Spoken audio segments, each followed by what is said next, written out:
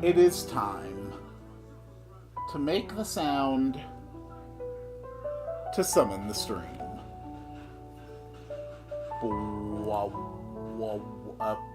Bang.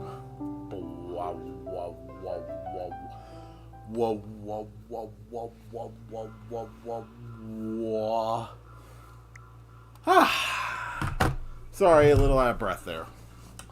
Greetings, dear viewers. I'm Quill Quickcard, and welcome to the Switch 2. I was on vacation from the 13th through through yesterday. So I've been on vacation for almost 2 weeks, and I was lucky enough to be able to get a Switch 2 while I was out and about. And so I thought I would come back and have a small stream just to test it out, see some of the things it can do. You know, it was very easy to set up, which is nice. Got Mario Kart World and Donkey Kong Bonanza, along with a bunch of other games that we are going to just try out today.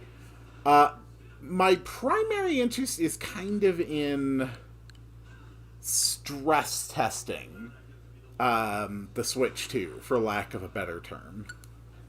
And for that, I needed some of the games that put the absolute most strain on the system possible. Let's see. Elgato Volume. Hello there, Cole. Welcome to the stream. It's good to be back. When I was thinking about games that absolutely stretch the frame rate capacities of the Switch 1, I could not help but remember Age of Calamity. So I am going to hop into Age of Calamity in two-player mode. And we are going to see how well this thing can actually maintain its frame rate with two players. So I am just going to grab Impa here. Alright, let's take a look. So far, basically everything that I have tested on the Switch 2 performs better than it did on the first Switch, which is unsurprising. And the difference has been honestly quite impressive. So let's go run up. I don't actually have a second player here, but the mere fact it's able to maintain its frame rate smoothly in two-player mode like this is honestly kind of impressive. So let's just run in here, drop a special, and see if it still holds. Here's a nice group of baddies. Steel yourself. I am ready. Yeah, I am basically not seeing any slowdown whatsoever. And this was one of the most resource-intense games I had for the Switch. So that is pretty damned impressive, to be honest. Not bad. I am ready. Not bad at all. A worthy ad. Alright. Let's move on to something else. Of course, the good old classic, Tears of the Kingdom. This isn't going to be an especially long stream. Mostly I'm just going to show off some of the stuff the Switch 2 is able to do. Maybe do a couple things in Mario Kart. And then basically call it a day. I did have a nice, relaxing vacation while I was out. I went out and visited my dad, which was great. I haven't been around to see him in a while. And by a while, I mean I haven't taken an out-of-state vacation in, what's it been now? Since 2010? So I haven't been on an out-of-state vacation in 15 years. Just hoping for new RPG Maker. Don't worry, we'll get back to RPG Maker. That stream will be on Sunday. And then Terraria Saturday, like usual. Frame rate is nice and smooth, even here in the icy area. Ah, right. Where's my glide suit? There we go. So, I just grab a bunch of devices. Sure. Yeah, one of those. Couple batteries. Okay.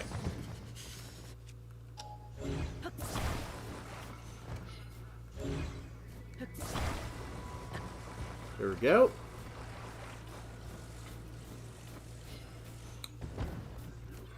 So first things first, we can auto build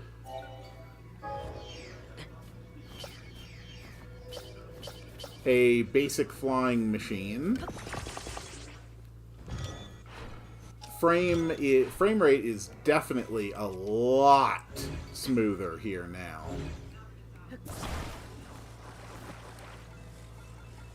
There we go.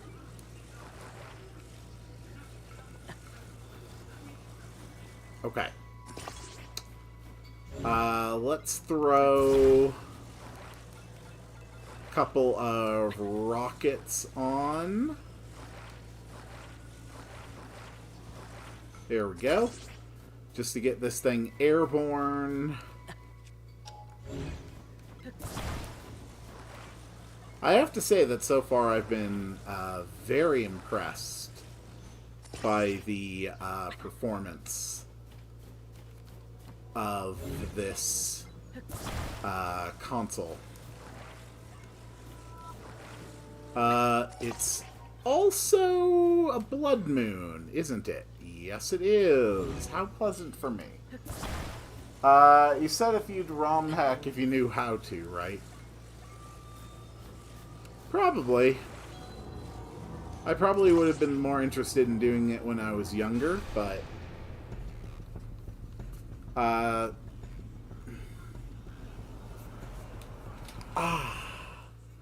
now it's more a function of time than ability.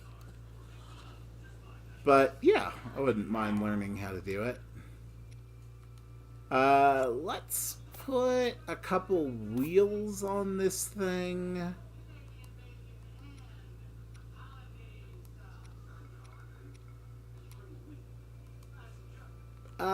Sure.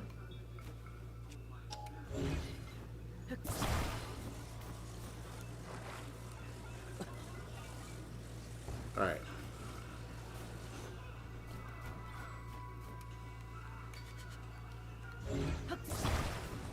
Okay.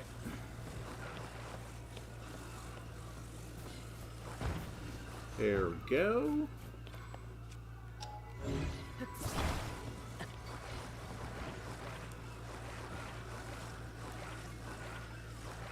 This is where it gets a little bit hard. There we go. Okay.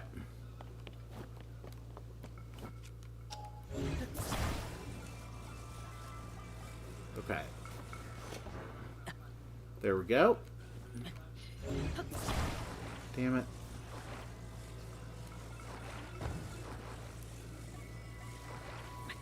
Okay, can I lean it up against this tree while I attach this last wheel?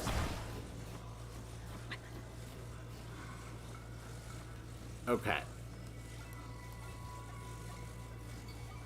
Let's see. So that's the front.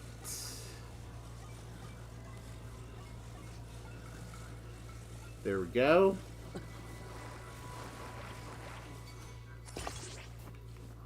Whoops.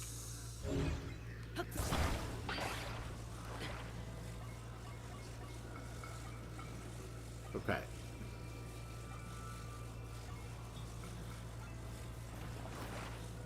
There we go. Okay. So now we have probably a workable flying machine.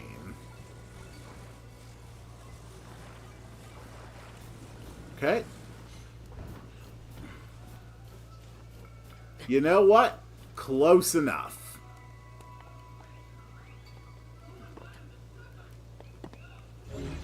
Whoop.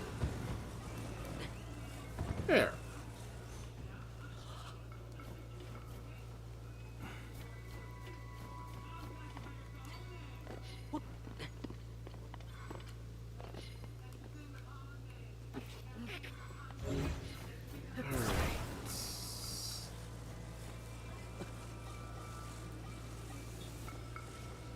Because there's a fun little program called Hexmaniac Advance, which isn't that hard to pick up.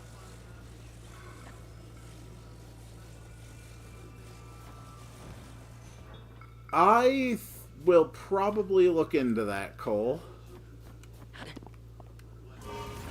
Woohoo! There we go. You know, sometimes it is just tremendously fun to build some stupid ass thing in Tears of the Kingdom. Didn't have any frame rate issues while I was building this, even though I was doing it in the snow, which is honestly quite nice. Okay.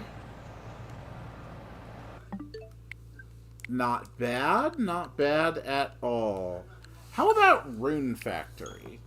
Rune Factory 5 is one of the only games that I ever stopped playing. Actually, I think it is the only game that was on Switch that I specifically stopped playing because the performance was just intolerable to me. Like, working the farm in this game was such an incredible, disappointing pain in the ass. Like, we're talking sub 30 FPS. Like, realistically, probably closer to 20. The frame rates when you worked the farm were just intolerable. They were completely unacceptable.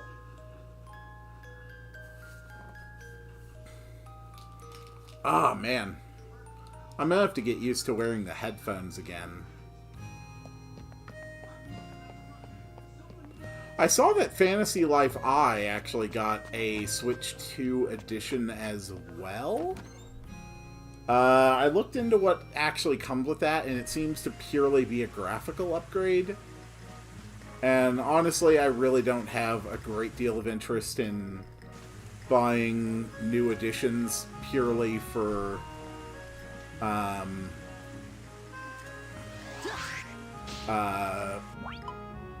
purely for the sake of graphical upgrades. Okay. What is my button? Can never remember all my buttons. There we go. That it?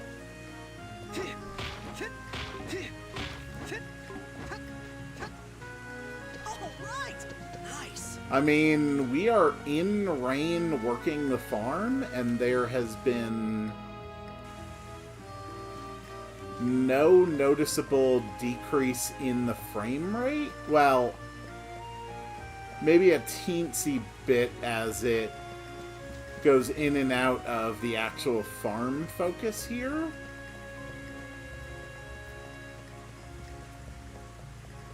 But it's actually significantly improved, so I think I will be able to actually properly appreciate this game again.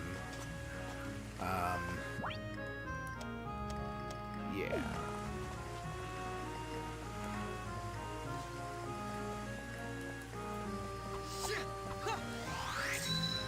Okay. Alright, so Rune Factory's back on the menu again. That's good. I've been enjoying that. Alright, let's hop into Pokemon. And we're going to do a Terra Raid. Because if there is one thing in this game that shows, whoo boy, serious frame issues, it is Terra Raids, and also for some reason specifically... Holy crap, the menus are loading so fast. Wait. Oh my god, it's an insta-loading Pokedex. Oh, that's nice. Alright. The Crystal Pool in Kitakami had some of the most severe frame issues of anywhere in this game. Oh my god, it's so much. Wow.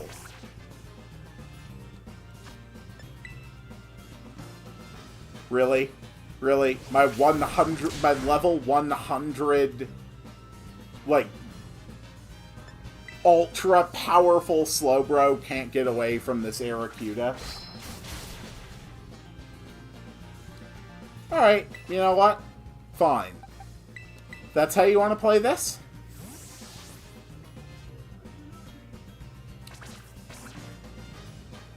My god, that is so fast. Fine, then we'll just use a shiny Enamorus. A shiny Enamorus with Contrary. There.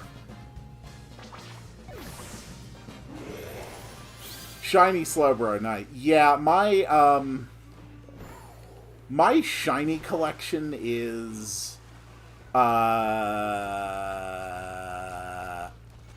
I think obscene would be a good word for it.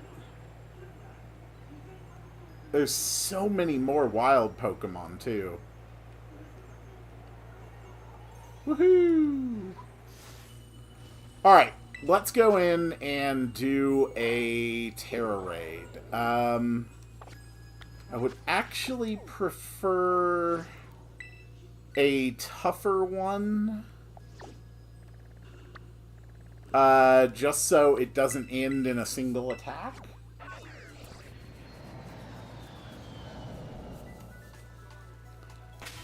Yeah, in terms of Pokemon,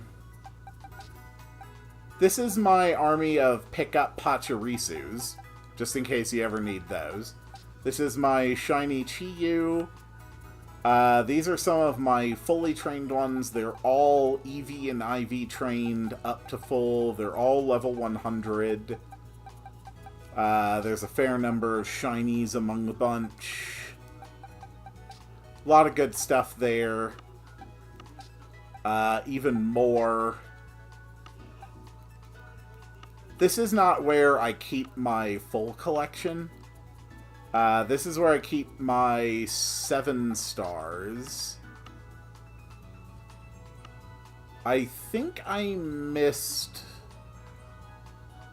maybe one Mightiest Mark Terra raid.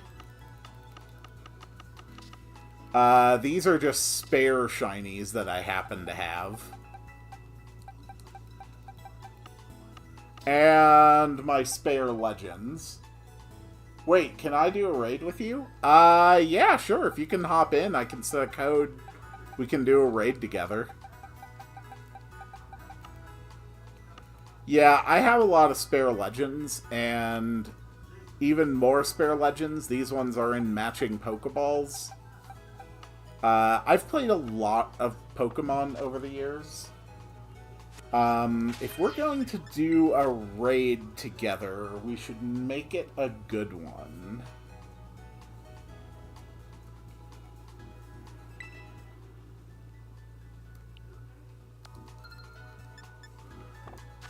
Let's see where I can find one of the Black Terra raids. Let's see. There's one. Okay. I have one good Raidmon Iron Hands.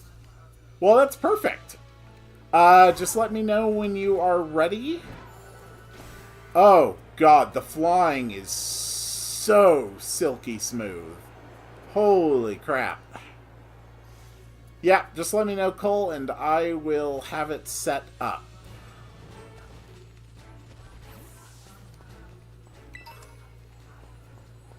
We are going up against a 6-star Poison Terra Clodsire. And against that,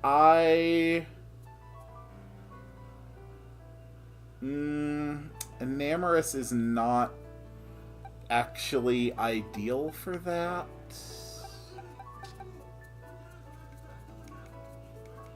$31 in all IVs, Terra Ice Porygon Z called TF2. That's good. That's a fun one. What would actually be fun to bring against this?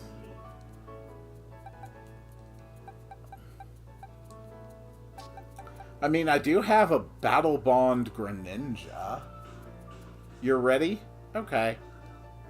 I'm going to bring...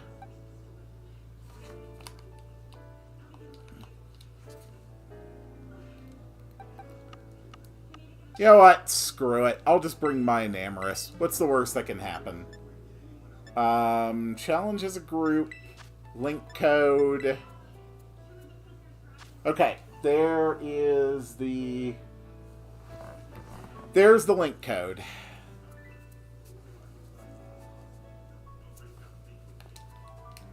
You've got an Iron Hands, and I've got a Pokemon weak to poison. This is a great plan. Do do do do do do. How's the audio mix for Switch 2? I can probably bump this back up to 20% audio. Alright.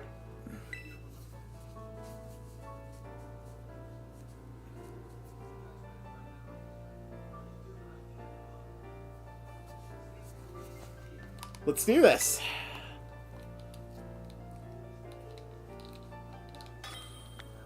My favorite thing about Malamar was always Contrary plus Superpower. Enamorus also lets you Contrary and Superpower. But on top of Superpower, with the Stellar Terra type, you can also Contrary Terra Starstorm. Which is pretty goddamn fun. Oh my god, the Terra battle is so smooth. And we got an Intimidator. We actually have an Intimidator. Oh, that's so good.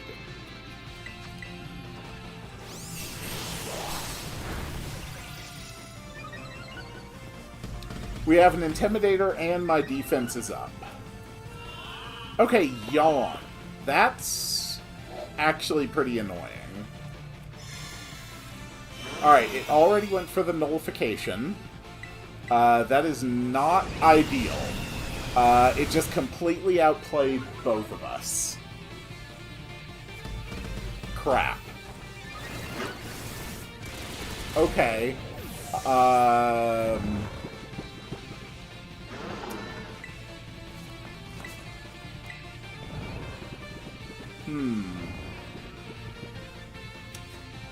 I might actually have to use a Pokemon that's effective for this.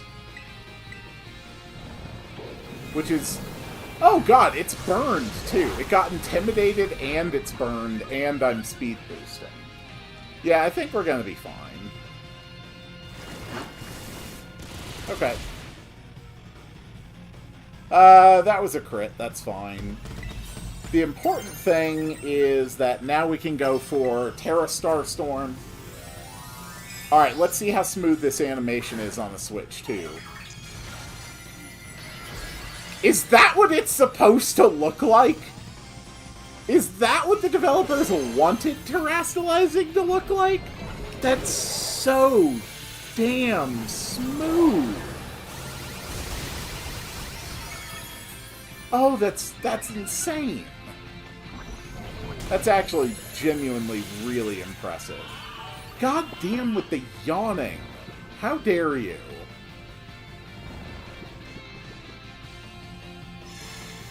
Okay, and then a second nullification.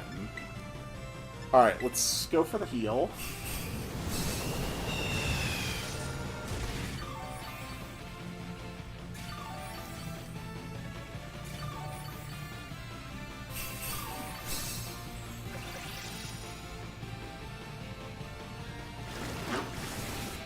Okay. Alright, there is the energy gather. So, this time we're going to go with a Hang Tough. See if a little bit of this. So, I actually made this Enamorus specifically to be like a Terra Raid closer. Just like one Pokemon I could bring into almost any Terra Raid and win.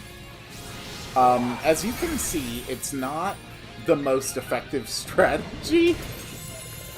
I didn't even bother putting my Shell Bell on this guy either. Okay. God damn, that yawn is so annoying.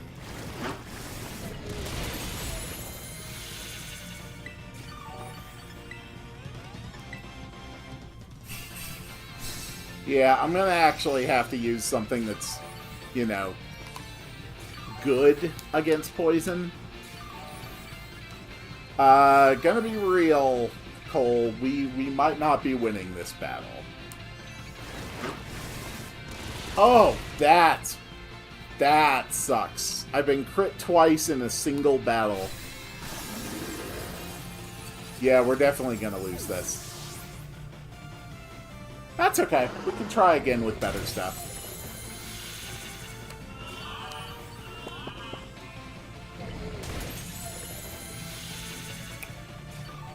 So, the thing we learned that is most important is that Clodsire does stat resetting twice in a row very early on. So, we can work around that by focusing on decreasing its power more than boosting our own.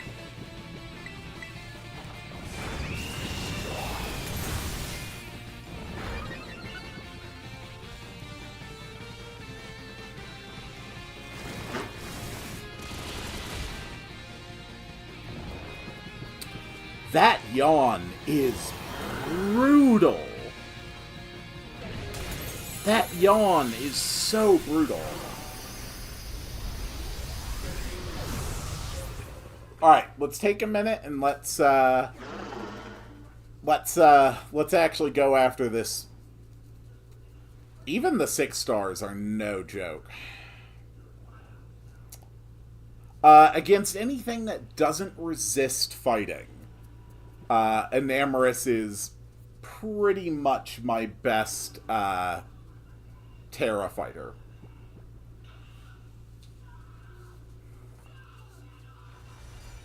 Alright, I see how this is.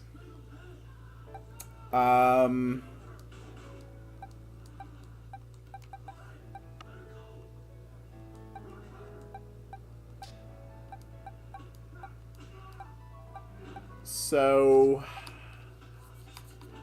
the main thing I need to do is stop that yawn.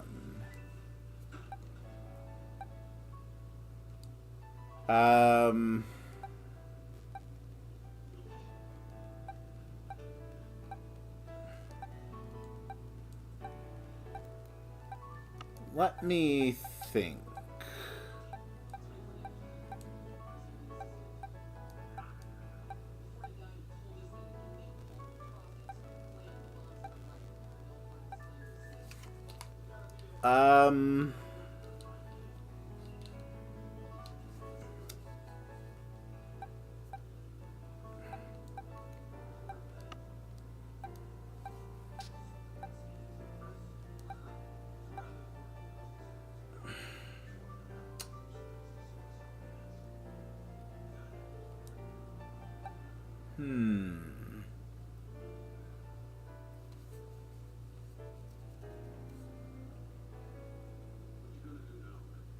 Does Throat Chop stop yawn?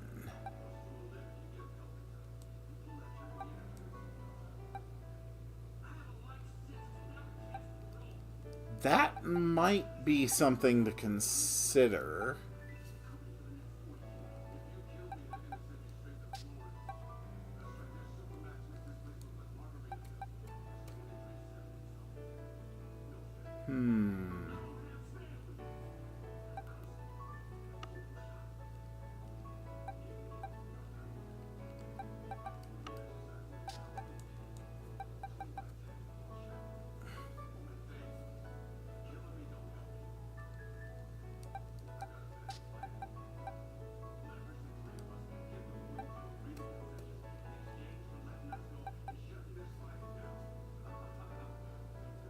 Honestly, I'm just gonna go in with my Slowbro. Okay. Alright. Link code is ready. I'm just going to start with Chilling Water. And not worry too much about boosting myself until after we've gone past its 2 nullifications.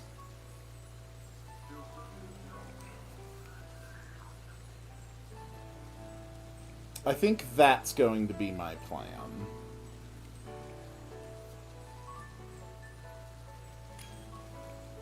Alright.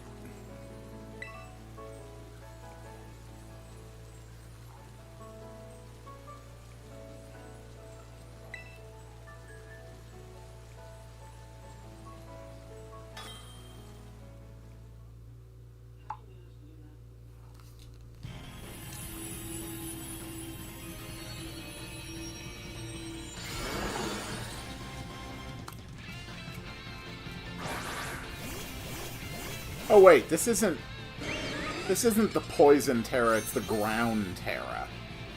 Right. I always get my symbols mixed up. Alright, let's do this. First thing, Chilling Water. We're going to focus on lowering its attack first.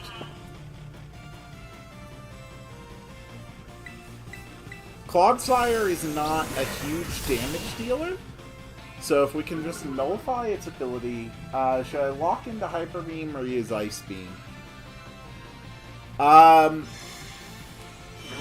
Just use the weaker stuff until you can get off the 3 attacks to activate your Terra, I think.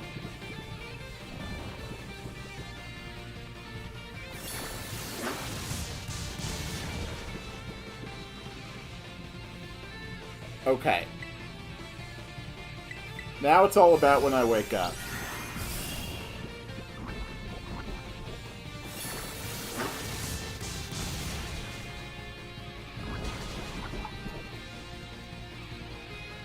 Okay, come on. There we go. We should be triggering its next reset soon.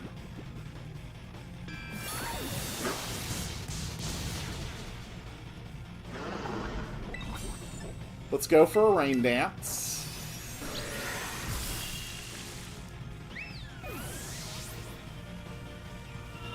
That goddamn yawn.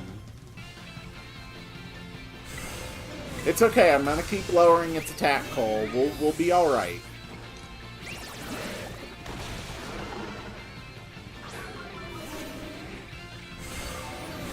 Where's the second reset?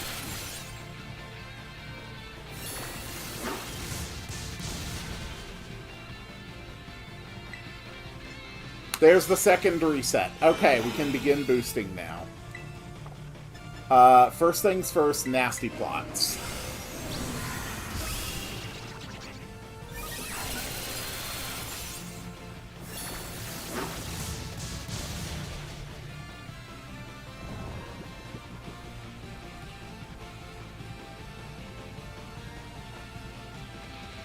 And there's the barrier.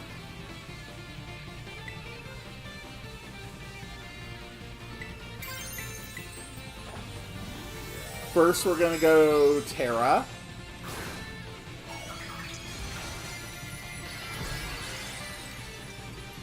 Terra Water means I'm no longer weak to Mega Horn.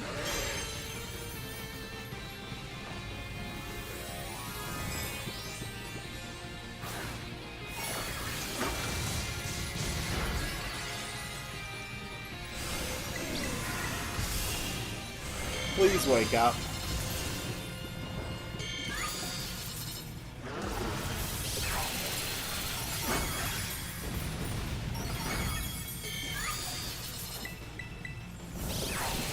God damn it.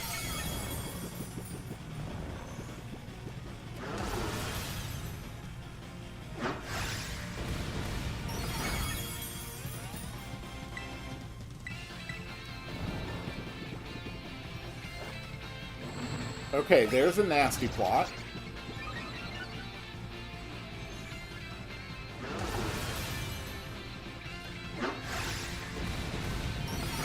Go for another nasty plot. And it's probably going to go with Yawn, isn't it? God damn that Yawn.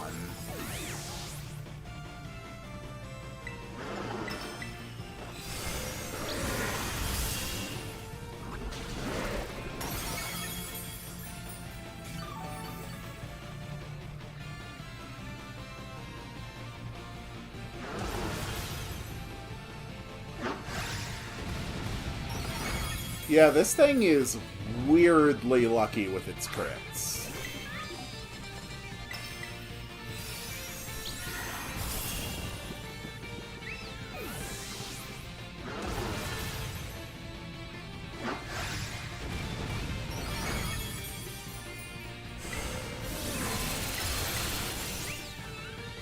Okay, it was actually frozen first. Okay. Frozen is good.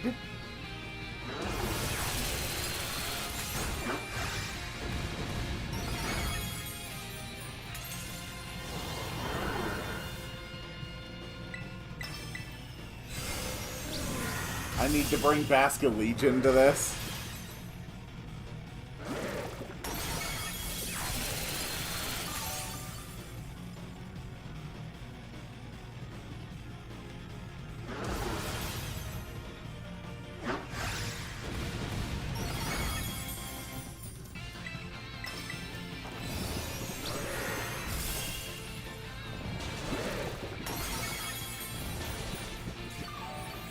Yeah, this is proving to be much more difficult than I anticipated. I did not think a 6-star Clodsire could be this tough to deal with. See, but now I'm invested. Now I just want to get this thing.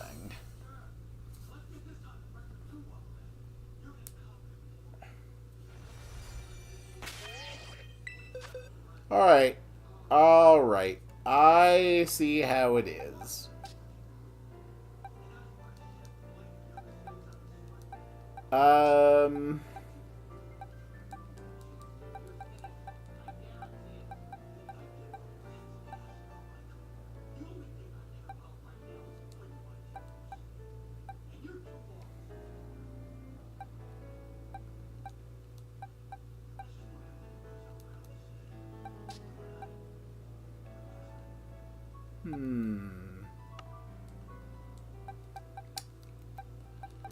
Let's see. What is really good to kill you with?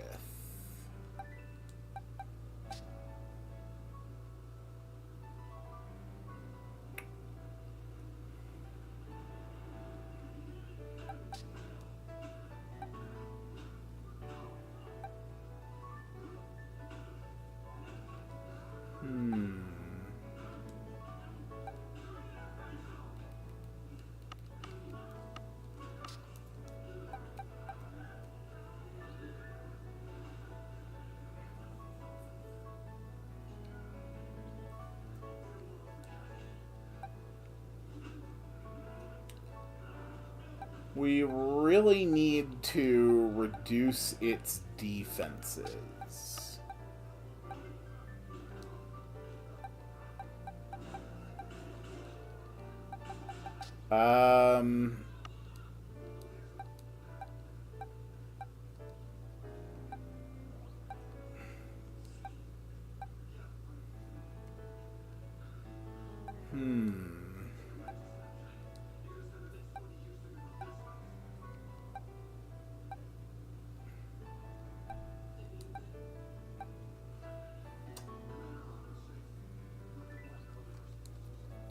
Something with Drizzle or Rain Dance.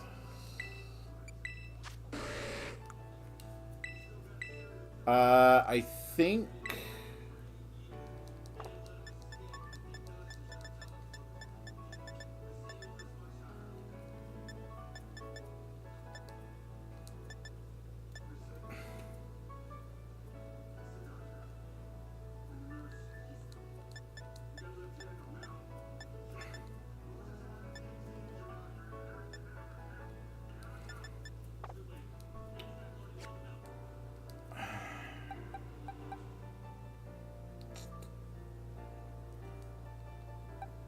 I really feel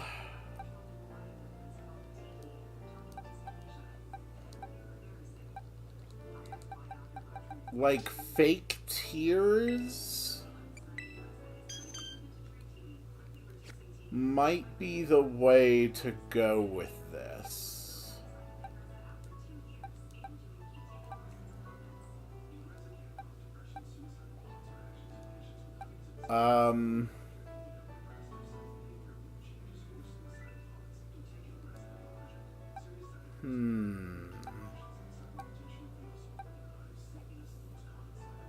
Oh.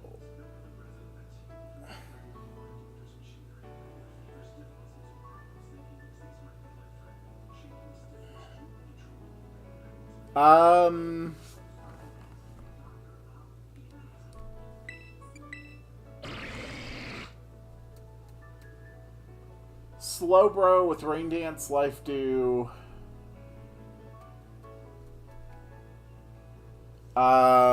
Go. I think the Basca Legion.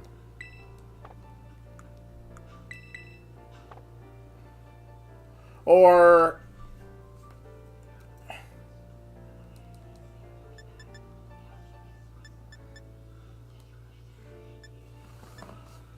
I think Acid Spray.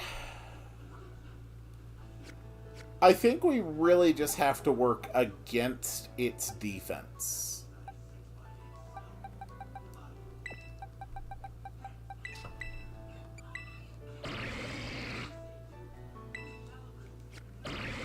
Um...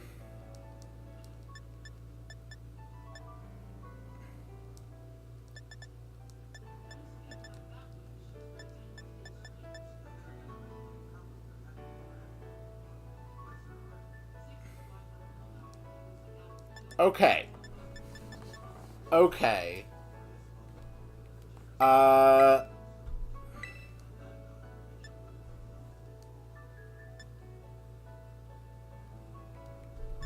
Alright, this is going to be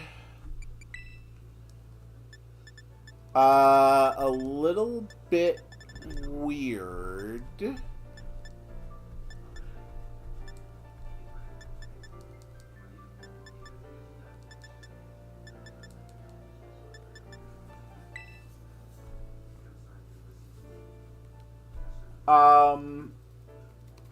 Yeah, go with your Slowbro. I'm going to focus on decreasing its special defense and its attack.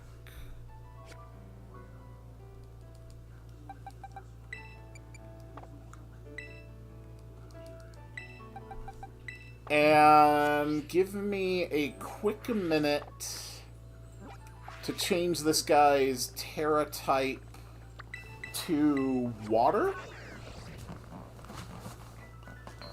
And then I think that'll be enough. Oh, you meant my Slowbro?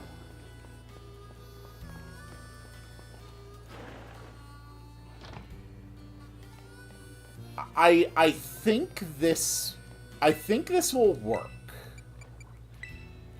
This is a little bit unconventional, but yeah, okay. So I am bringing Snailby the Goodra. It's going to be opening with Tearful Look, in order to reduce the enemy's attack. Then it's going to be going with Acid Sprays. Until I Terra. So, as long as we try to stay alive, as long as we can keep reducing this thing's defenses, I think we will do okay.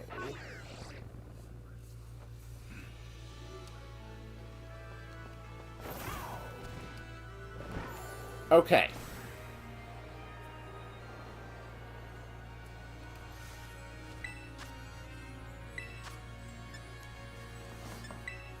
Oh, whoops. There we go. Alright, Snailby the Goodra.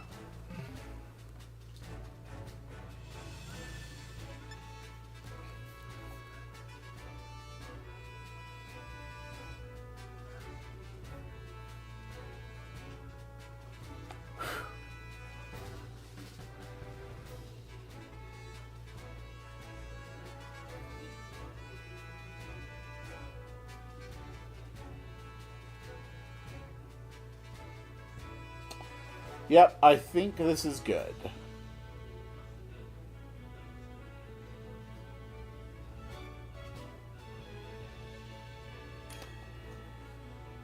Okay.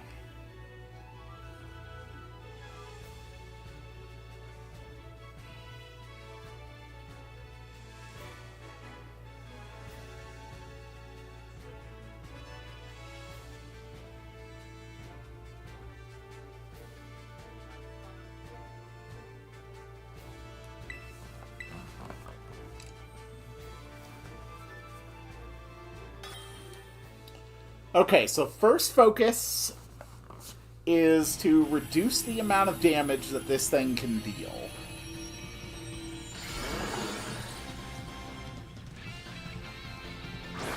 So the Earthquake is dangerous, but I am spec specifically...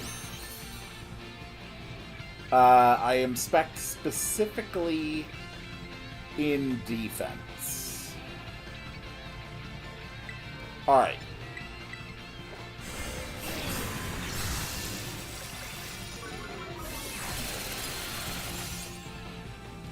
frozen. Okay, there's the yawn.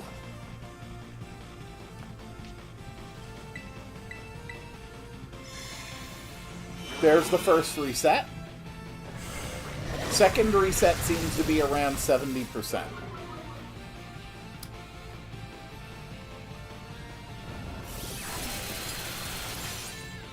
Okay. And now it's about how quickly I wake up to begin the acid sprays. So how much is Earthquake hitting for? Very little.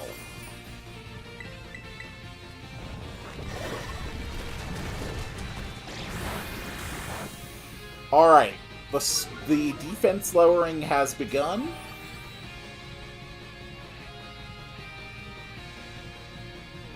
I am healing very, very little, but it isn't nothing.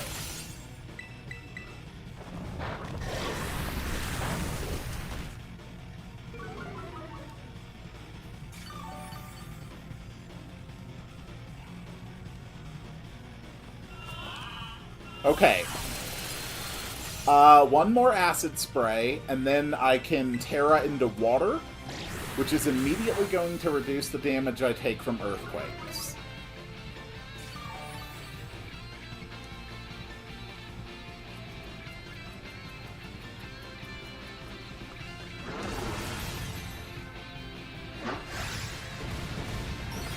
Okay.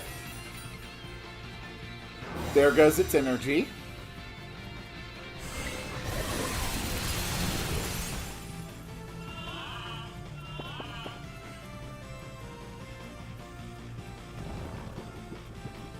Okay. There is the second stat reset.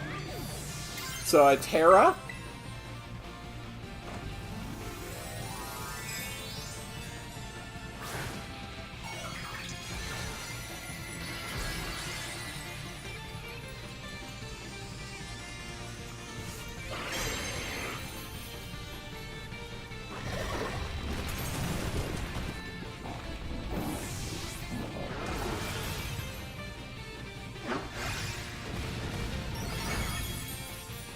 Okay, we still need its defenses lower. Wait, is that a reset of its stats? It didn't actually say.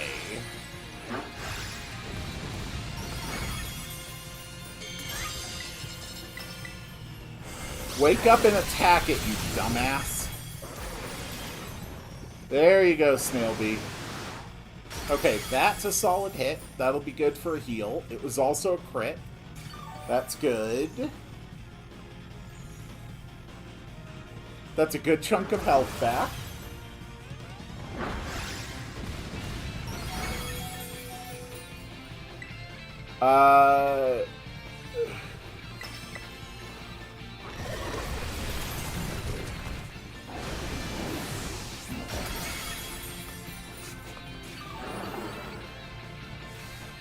I don't think I don't think I survived this attack.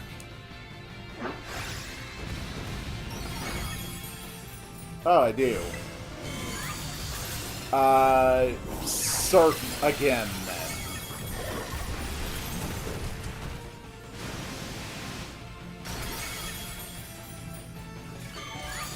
I should have here healed.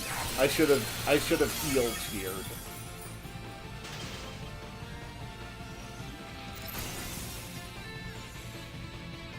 Heal.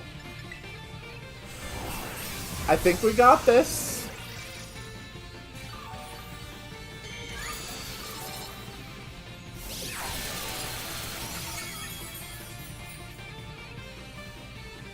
Just gotta stay alive a little longer.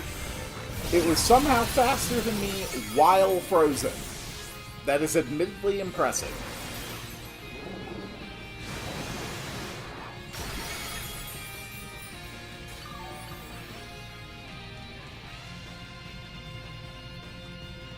There we go. Okay, okay. Wasted its turn with a yawn. We got this.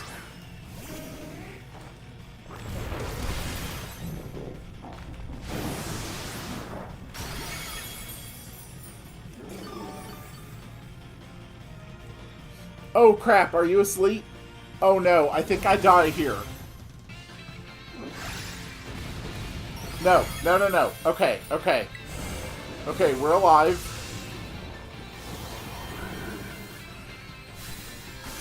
Oh, you died. We're dead.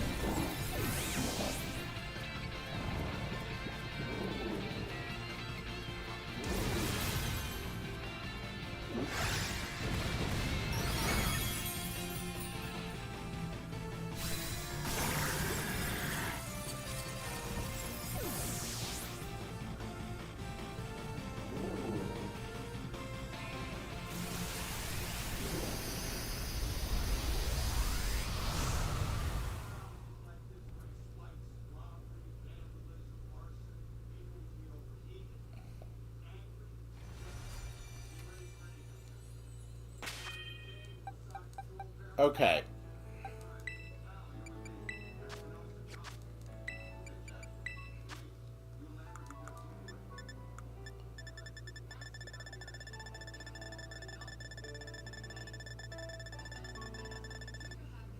There we go. Instead of Shell Bell, we need leftovers.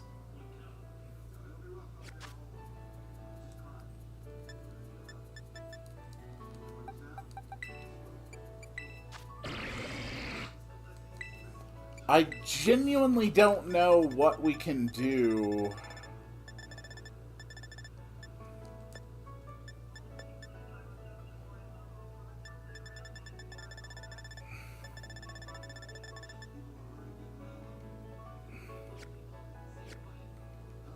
All right, let's give it another go.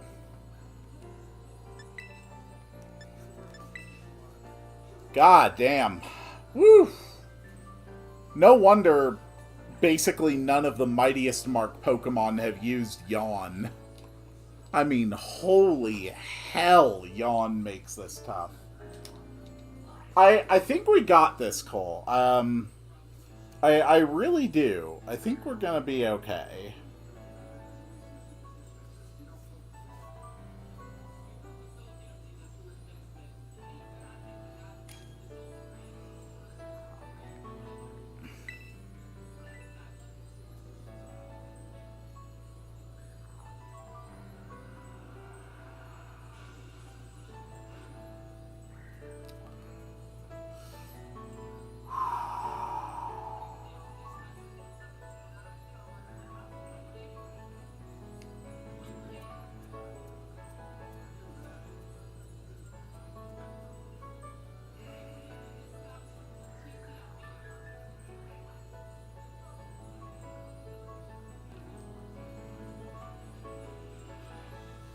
Oh, you're right. I did forget to change. Whoops.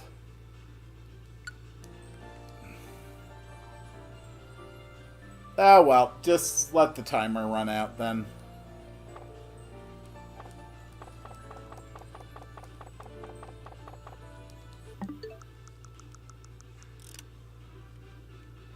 Airplane mode.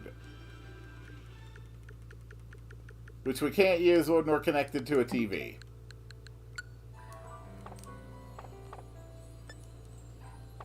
Alright, I'm just gonna start this real quick and back right out.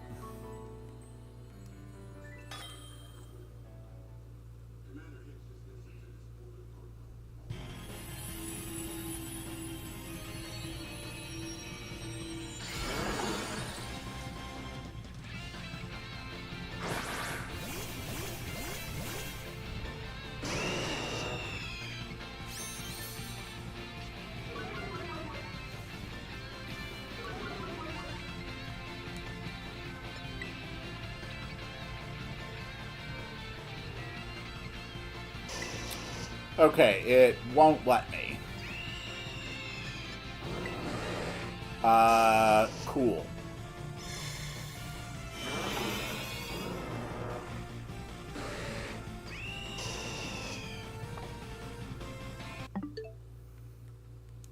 New plan. Can I send you a friend request? Yeah, go right ahead.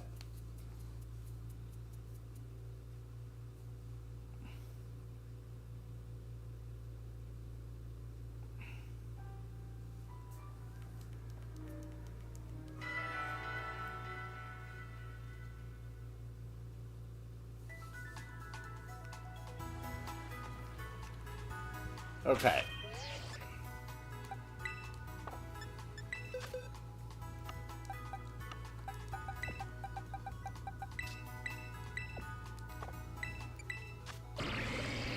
Alright. So we had Tearfully Look.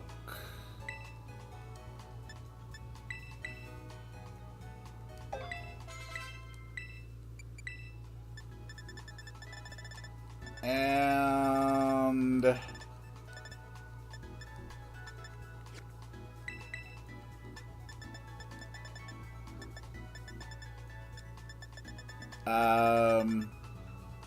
Surf. That was the one I taught.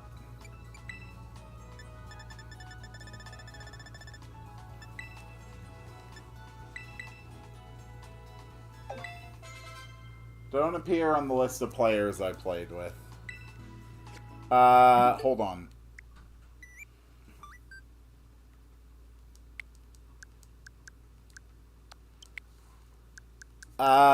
There you go. There is my friend code. You can pause and look at that. Okay. Huh. Alright.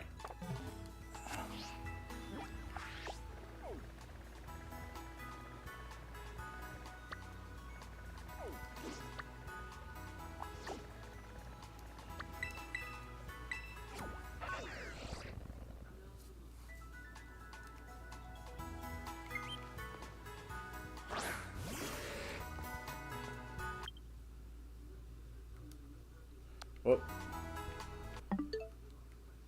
Cool.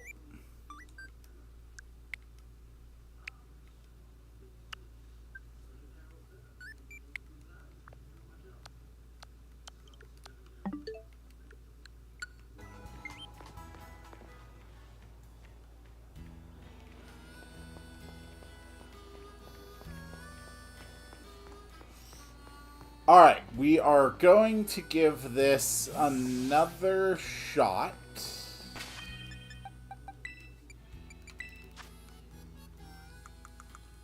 We just need to give this guy the leftovers, which are higher up this list.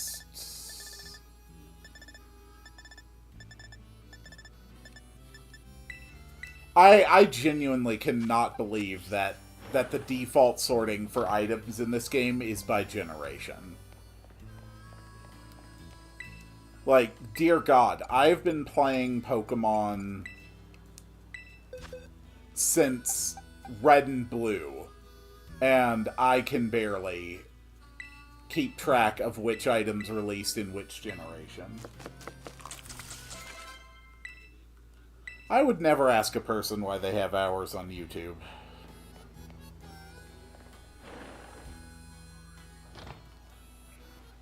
Alright. Let's give this another shot. We have found the great white whale. That is our true challenge. And it is a Clodsire.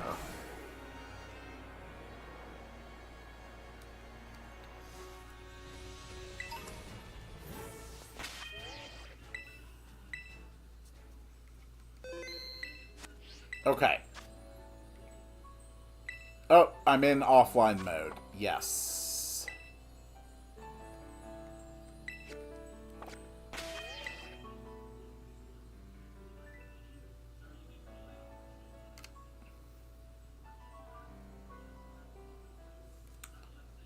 Cool. Alright. No, I didn't mean to let anyone join. Buttons are hard, okay? Change my Pokemon. Now I am ready. Okay. Same general strategy. And it's going to work.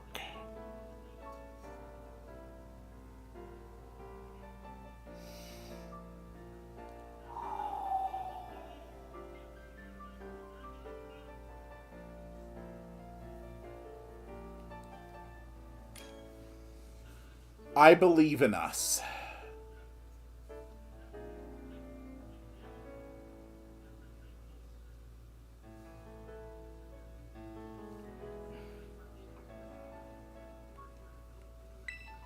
Alright, let's do it.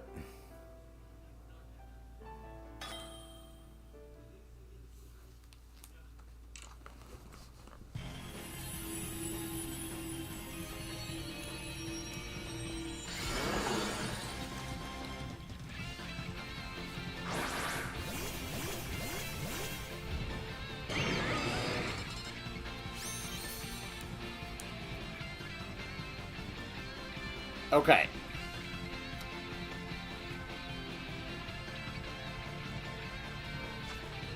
Step 1. Tearful Look.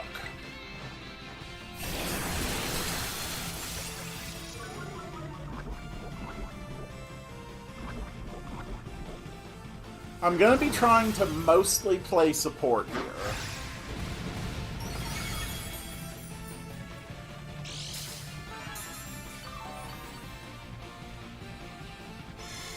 Alright, there's stat reset 1. If we can stop ourselves from fainting, we should be in a better position.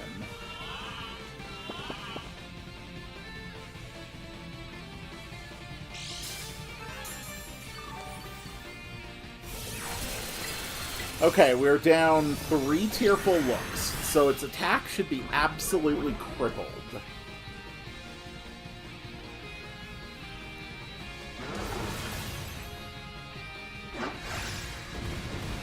Good.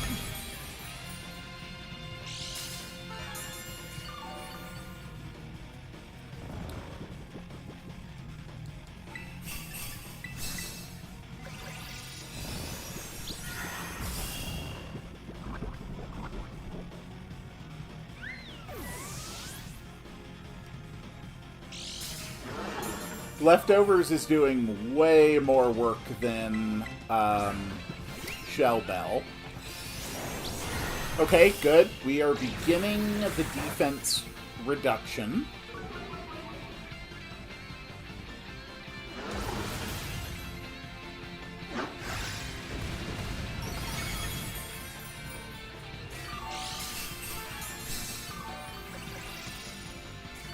You died again. Oh, no, you're still alive.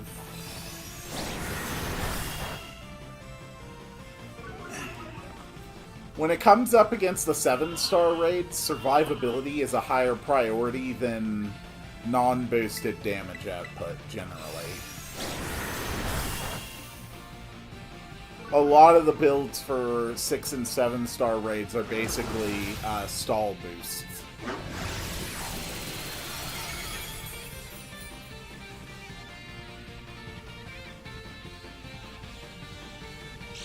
Okay, we should be about time for the second stat reset.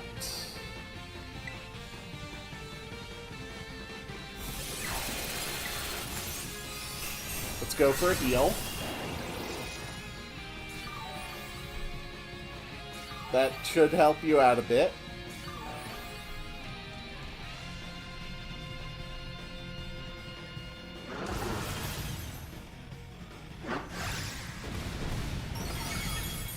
Okay.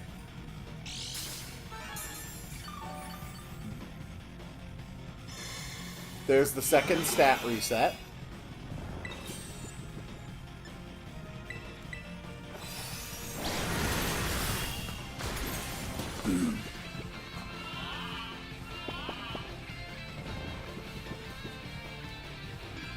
Down you go again, and that's going to take another chunk out of our bar.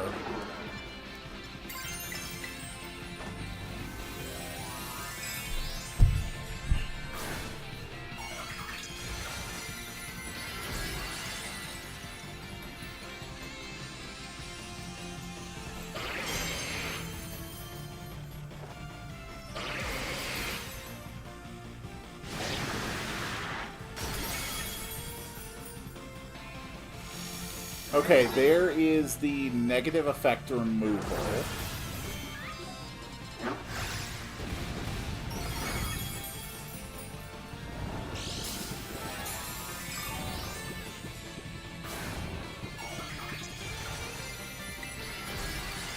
Okay.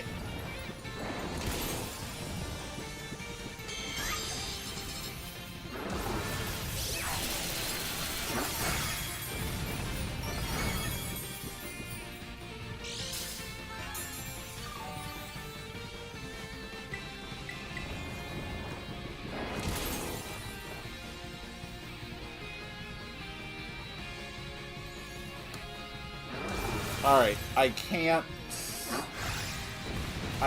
damage its defenses when it's terastallized.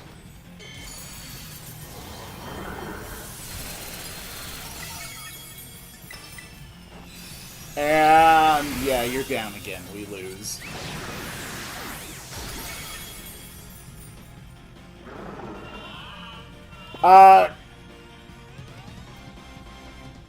Cole, we really need something with more survivability. Every time it dies, a chunk of the Terra bar is being drained. Our problem isn't our damage output, our problem is our survivability. As long as you can survive the battle, we'll probably be okay.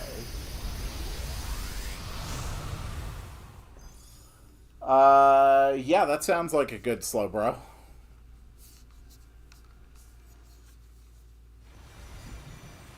There's definitely still issues with the Terra raids kind of freezing when you go in and when you leave. So that is still an issue. But otherwise, things are pretty good.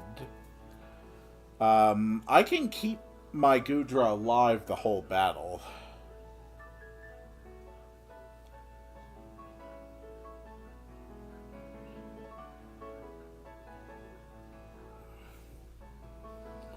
Okay.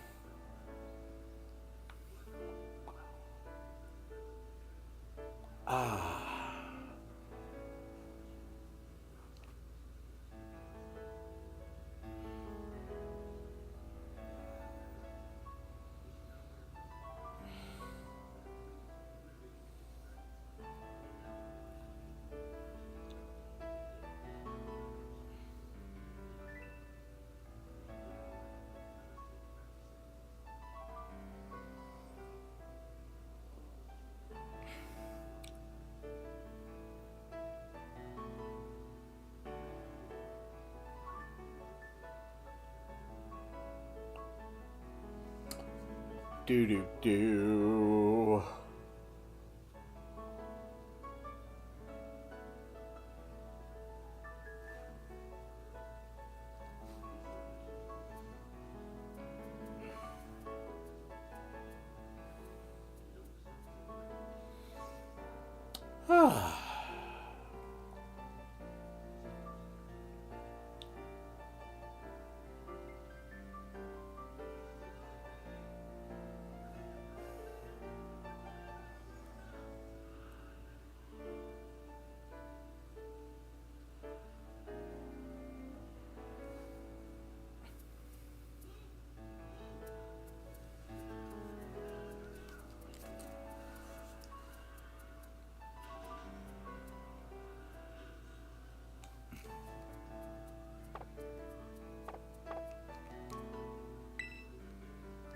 Whoa, God, whoops.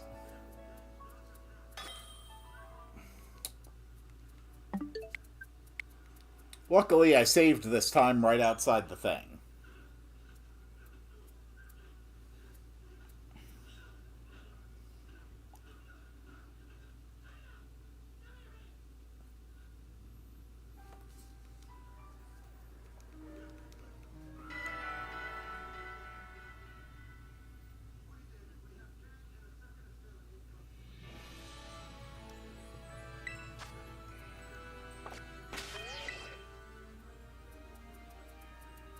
All right, perfect, Cole. Let's give it one more go.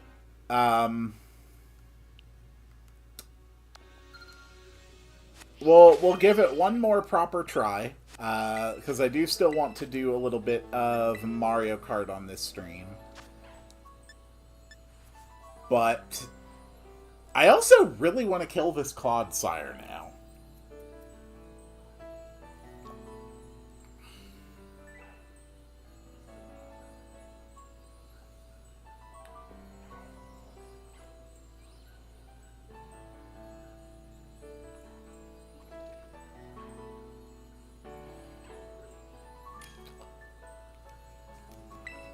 So, again, the goal is survivability, not damage.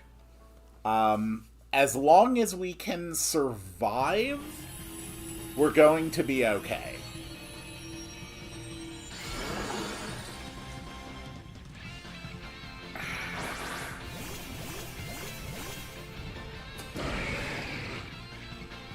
Damn hangnail's been bothering me all day, and I just finally got that bastard off. Ugh, sucked. That's gonna bleed. Oh well.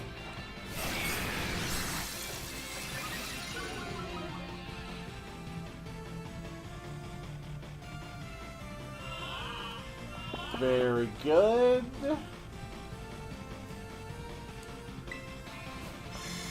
There's stat change 1. Oh, we have a Belly Bolt this time. That's great. Belly Bolt. I mean, you know, light screen, not exactly super helpful, but I'll take it.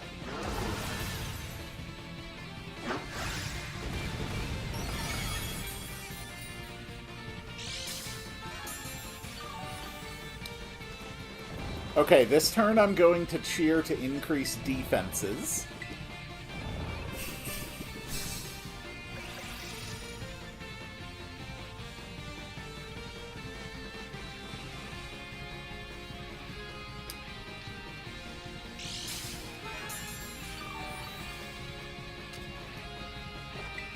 And now Acid Spray.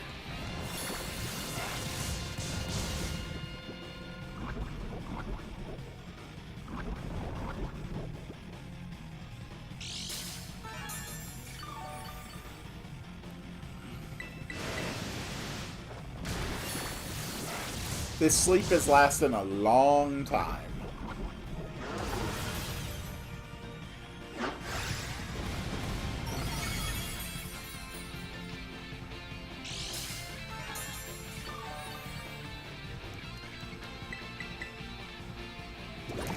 God, another turn asleep.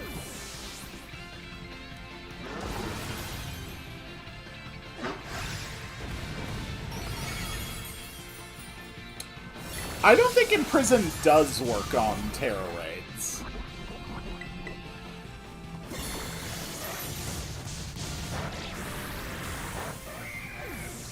Either that or I just don't know what it does either.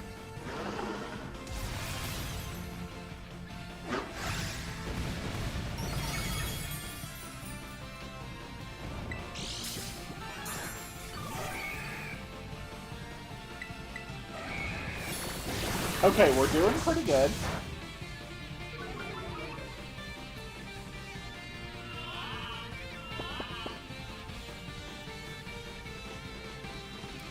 Okay, it's gonna go for its barrier soon. You died? Well, that's probably gonna be a failure then.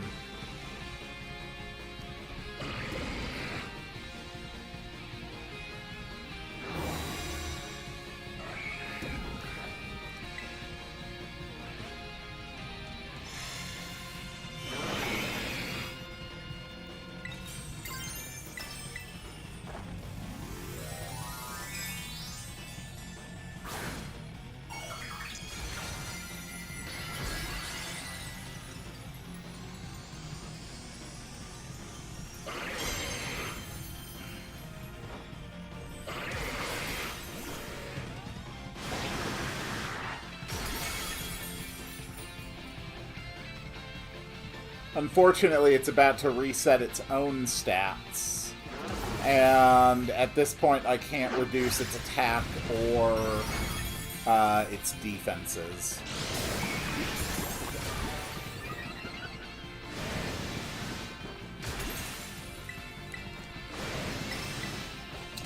I'm a hyper-offensive player. Yeah, that doesn't work so well in 6 and 7 star raids.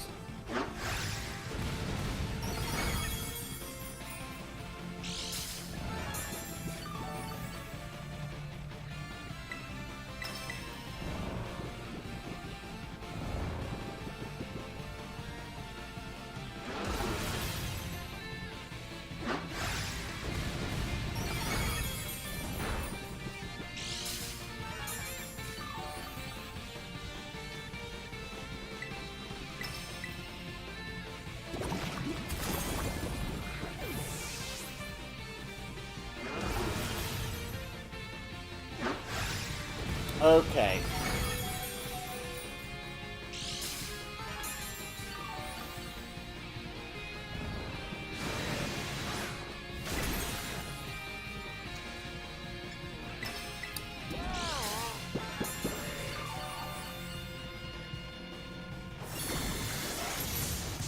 Let's see.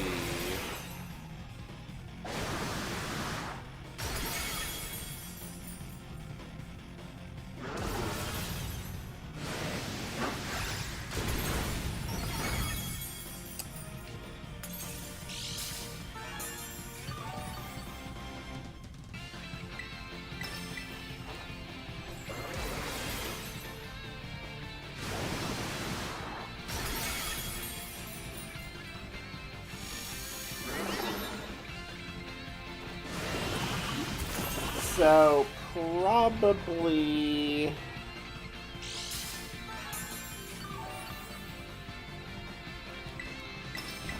Probably the best way to go would be a Haunch Crow with Insomnia.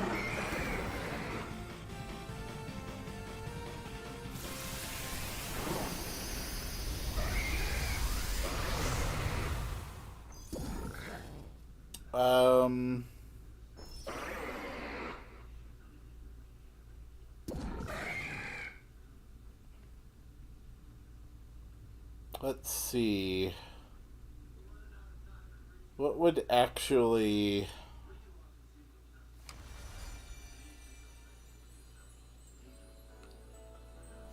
work?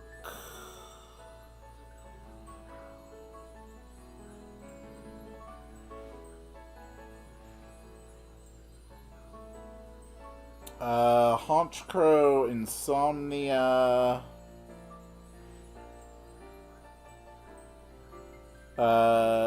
Chilling Water. Icy Wind.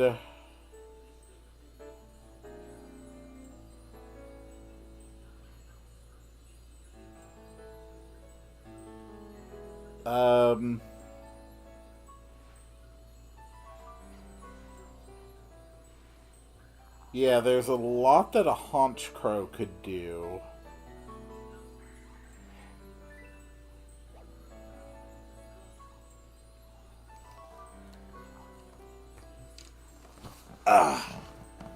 We really don't need offense. Like, we genuinely don't. If our Pokemon don't die, we have a strategy that will work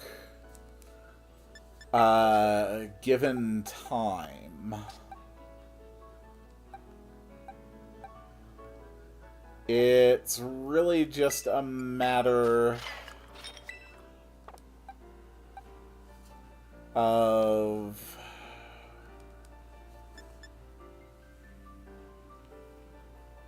getting it to work.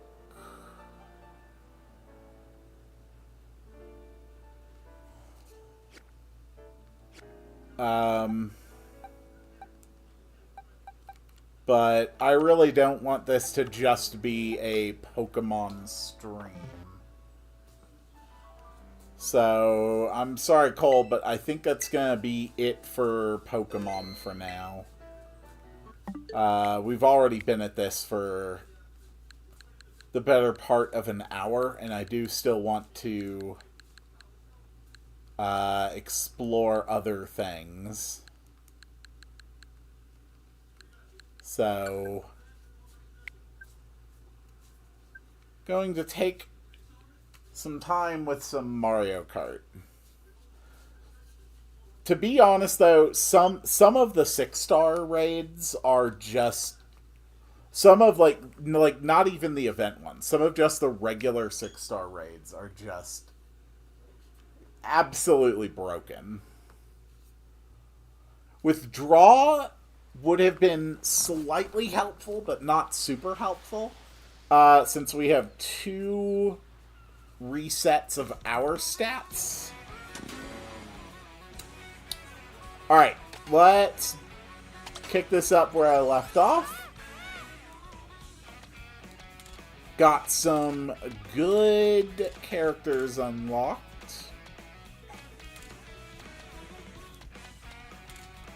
I am going to take a Piranha Plant on the road in this new Rob Hog. Oh, that is an adorable looking bite.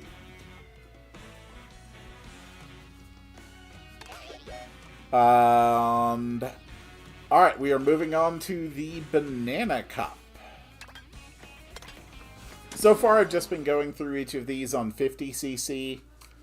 I'll knock out everything on 50cc, then I'll move up to the 100, then the 150. Just slowly going through everything, very methodically, slowly unlocking stuff. That's generally how I approach these. You got a Mewtwo? That's nice. I still love Mewtwo. Mewtwo is still one of my favorite Pokemon.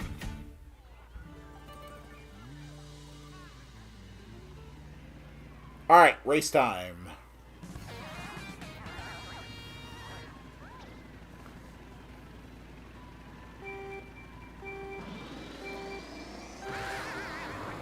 Out of my way, you chumps! I'm a plant in a pot, and I got places to be. Also making a point of trying to get a full 20 coins in each of my races, just to unlock carts faster and faster. I think I saw some alternate outfits for Piranha Plant. Could be wrong about that, though. Excuse me.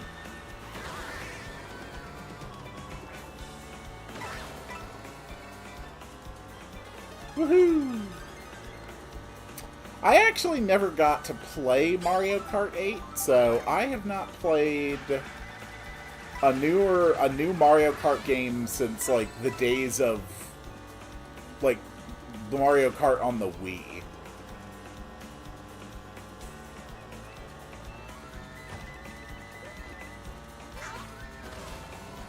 Woohoo! I do love the grinding mechanic that they added in this.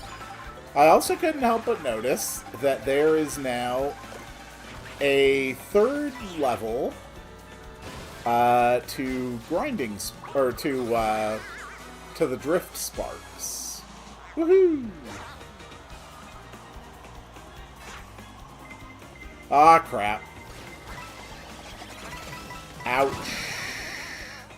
Yeah, that was a nasty fall. Damn you all.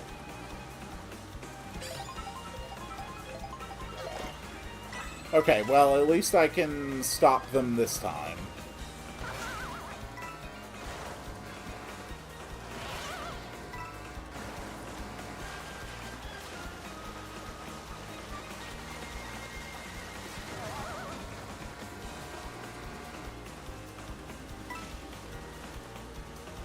This game reminds me so much of Diddy Kong Racing, and it's so pleasant. But I also know that a lot of people out there are really enjoying the new Sonic kart racing game. And I'm glad that people are enjoying that too. It's not really my cup of tea. But the more games that make people happy, the better the world is. And apparently that is a really, really good racing game. So it seems like every Grand Prix in Mario Kart World consists of one race, the first race, which uses the traditional racing style of, you know, do X number of laps and then you win. And then 3 races in the knockout style, where you're just racing to a destination across a single extended course. And to be honest, that actually does surprise me. Just how much of the game is like these straight path long races. I had not anticipated that.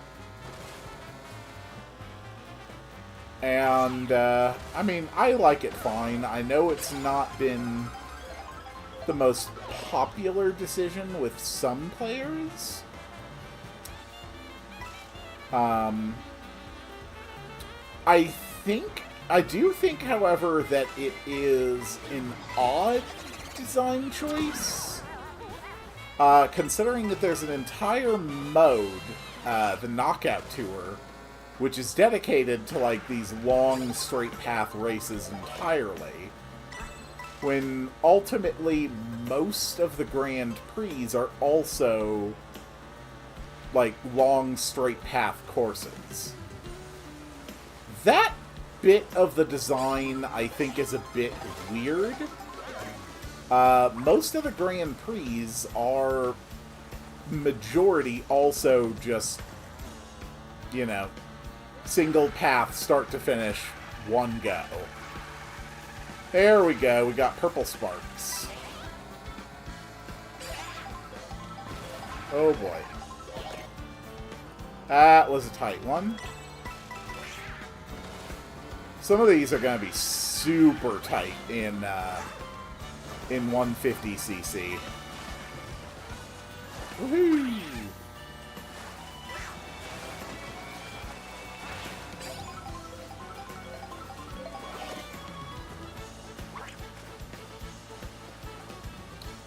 Intermission courses being forced on online players is stupid, not gonna lie.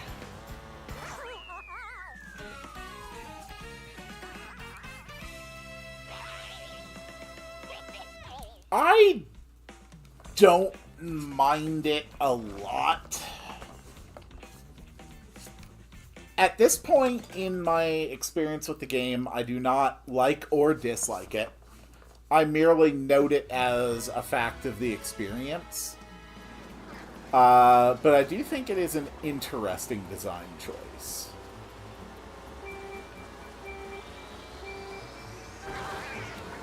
I think it's very interesting how little, like traditional courses there are in this game. And I think it's especially interesting considering that they've gone for, like, an open world design.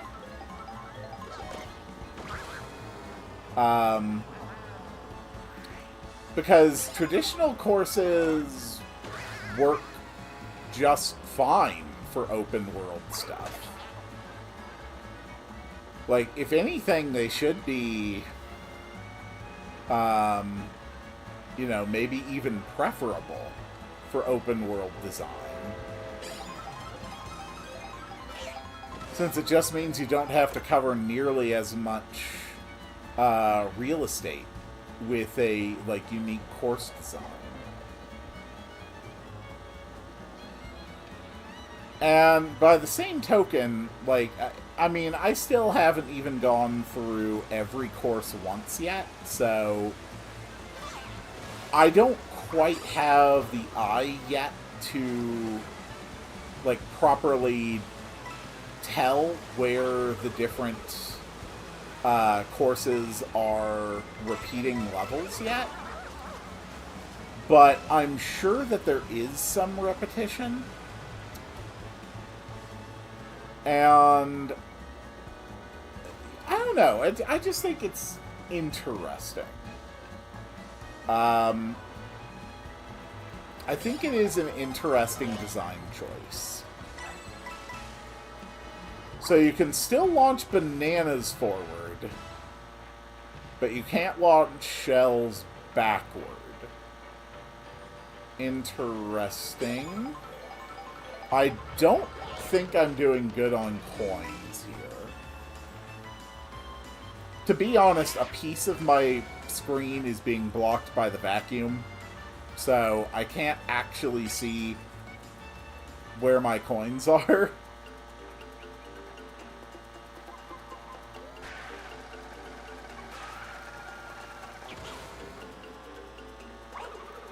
Which is honestly kind of annoying. Woohoo!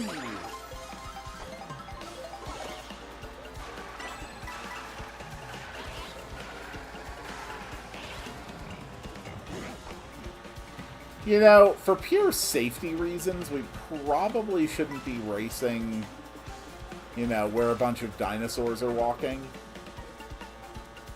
Then again, it worked in Diddy Kong Racing, so... You know, maybe I'm just ignorant, and that is in fact a great idea.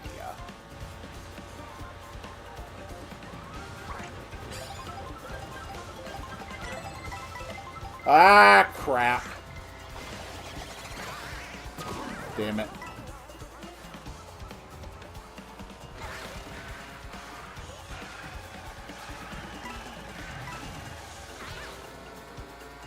Woohoo! Oh, I ended with 19 coins.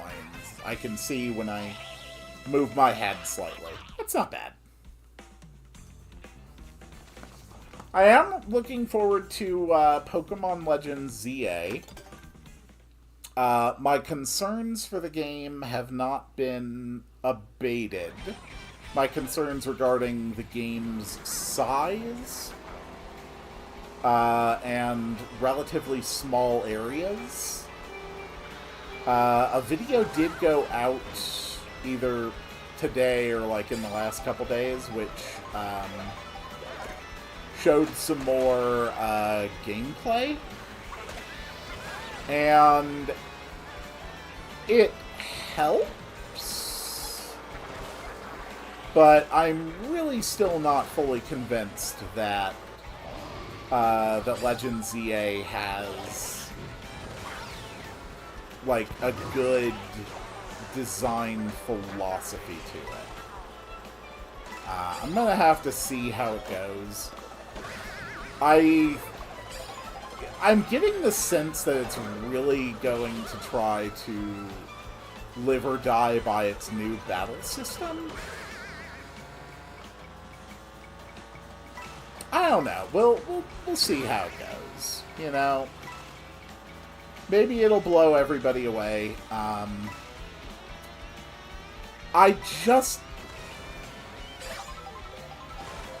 When I think of Pokemon games,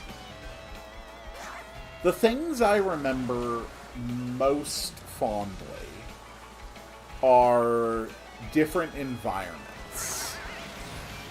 I am going into the clouds. Okay, sure. Oh, dear God.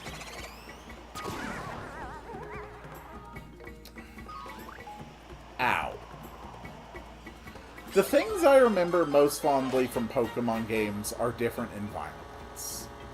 I think of, like, the swamp in Diamond and Pearl. I remember the snowy areas. I think of, like, the power plant, even from Gen 1. You know, I think of the Glimwood Tangle. I think of like the Magnetic Cave in Gen 5. You know, I think of Victory Road. I think of the areas that are very different from other sections of the game. And I have seen nothing yet in the promotion for Legends ZA that makes me believe that there's going to be like a great degree of variability in the different sections of the game, you know? And I find that really concerning. You can make a cityscape interesting. You can make a cityscape exciting. That is absolutely doable. And it can be done really, really well. I just have not seen anything from Pokemon in the last several years that makes me trust that they can do that. You know, I'm thinking like Castelia City. That was a fantastic city area. It was great. It was interesting. It was interesting to go around. I liked it. It was also an extremely small part of that game. I just don't know. I mean, I've already confirmed it is going to have the elemental monkeys in it. So, I mean, I'm getting the game, and nothing is going to stop me. Because, quite frankly, I am invested enough in my Pokemon collection, in actually having, like, a full shiny living dex, and a regular living dex.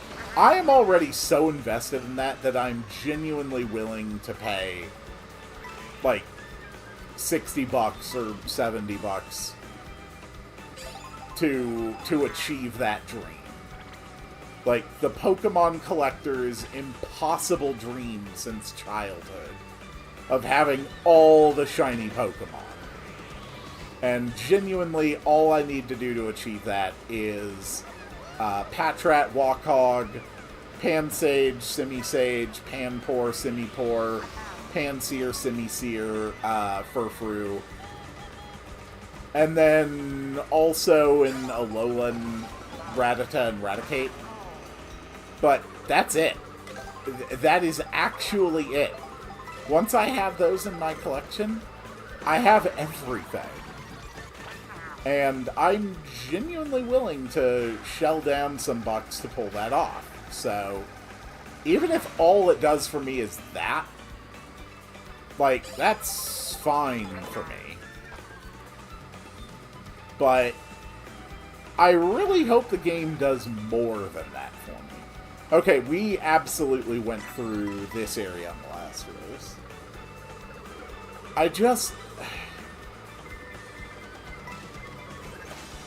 I believe ZA is going to be probably a good game. I genuinely do. I'm like 70% confident that it is going to be like an 8 out of 10 or better. But I fully admit that is really based on very little. I just have not been shown enough of the game to justify that belief on anything more than blind faith. And that is really concerning to me. Like, by this point of being close to the release of Legends, Legends Arceus, We had seen different environments. We had seen, glimpses of, like, a significantly greater degree of variability in the game. And since we knew it was going to be in Sinnoh, we had, like, a relatively realistic expectation of the sorts of terrain that we would be experiencing. I've played every Pokemon game except Gen 7, but we'll get around to that. I remember Lumio City. I would not be interested in spending 60 hours in Lumio City as it was presented before. So, yeah, I have concerns. And I think that's reasonable. And if my concerns turn out to be founded, then quite frankly, if Legends EA has the kind of issues I am worried it might have, it's going to be remembered as a stinker. Like, it's not going to be very well received, and it's going to disappoint a lot of people. I don't want that to be its legacy. Pokemon's legacy has had enough issues over the past several years. Sword and Shield were basically a tech demo for Pokemon Open World and little more. They were not impressive narratively at all.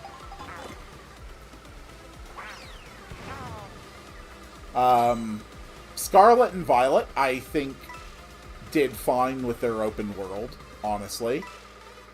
And the final act of the story with Area Zero is fantastic.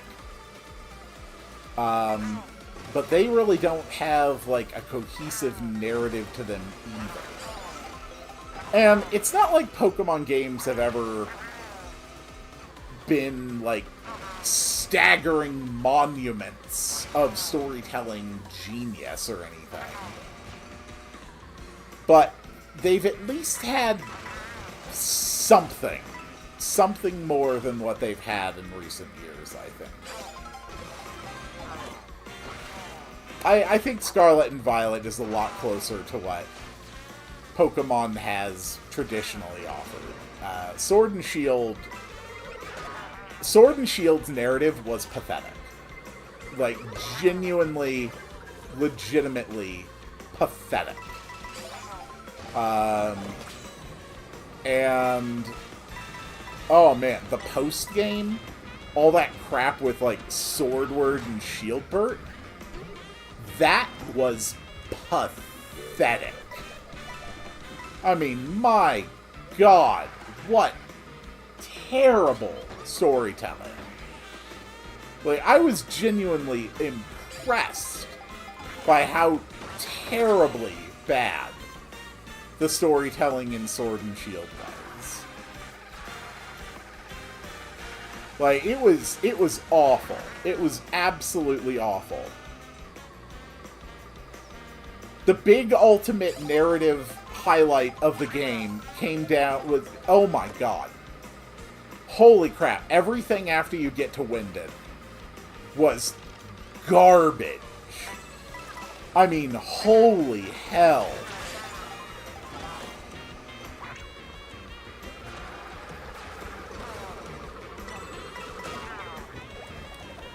Oh my God, and the whole thing with Gym Leader Piers, Jesus Christ, you literally have a short cutscene showing the singer singing into his microphone in utter silence.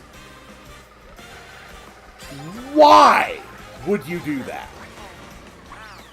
Genuinely, what would ever compel somebody to have released the game in that state. And I cannot believe that I am not in first right now. You absolute garbage person. Get out of my way.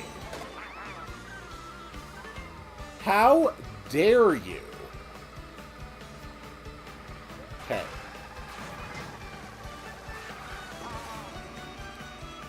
Oh, but, I mean, we're supposed to be talking about the Switch too, and yeah. So far, I like it.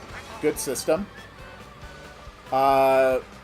It has vastly superior performance. A lot of the games that had issues before are... They're honestly so much better on the Switch 2 that it really makes me question what the hell is going on behind the scenes in development. Like, especially with the likes of Pokemon. But, my god, just... Whew. I am a Nintendo fanboy, through and through. I admit this. I acknowledge this. I definitely have the rose-tinted goggles. You know, I am definitely slower to offer fair critique of Nintendo than I am for other things. I understand this. I recognize that it is a flaw of mine. It is an irrational thing. But even I am having, like, real concerns over some of their approaches the last few years. But hey, I mean, Bonanza's great. Mario Kart World, very enjoyable. I'm enjoying it. I'm gonna have a great time just honestly driving around the world with, you know, exploring things. I'm gonna have a great time doing that. ZA, I am looking forward to it. Honestly, if the game is just a 6 out of 10, I'll still consider it getting my money's worth out of it. So, you know, I'm not expecting a masterpiece. I don't need a masterpiece in order to be, like, completely satisfied.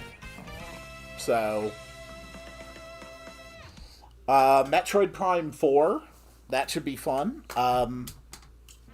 Interesting that Samus has a motorcycle now. I guess we'll see how that plays out.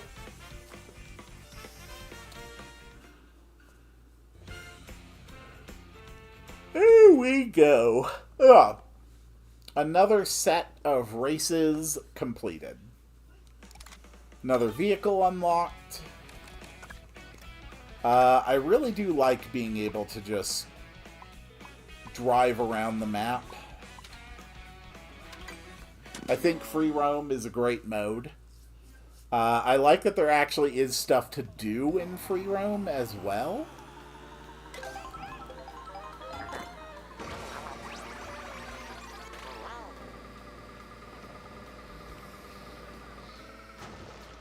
I think it's nice and fun. Okay, purple kills you. Got it. And lastly for today, so Donkey Kong Bonanza. I actually first played this on my father's Switch 2 system while I was in town with him. So this is actually the first time I have launched Bonanza on this system. So let's just punch our way through the game's intro real quick, and then we will call it for today's stream. I think that'll be fine. I've already gone longer than I expected. I figured I'd probably do about 2 hours today. I really just wanted to offer like a first look, check back in after my vacation, you know, put something up on the channel that I didn't, you know, record 2 weeks ago.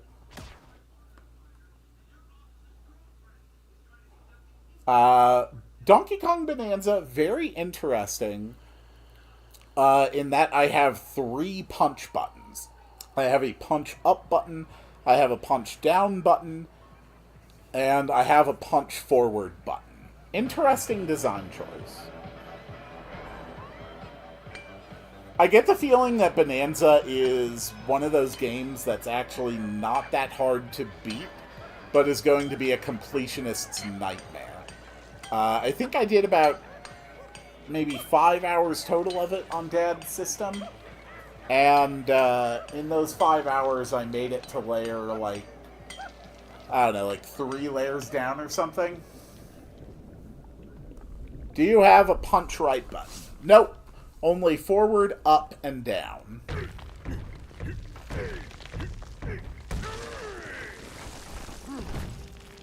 So, I'm just going to play through the intro real quick. Not really worrying too much about finding anything secret. And just get to the point where I can fall down to, like, the first major hub world. But yeah, you've got a punch up button. You've got a punch forward button.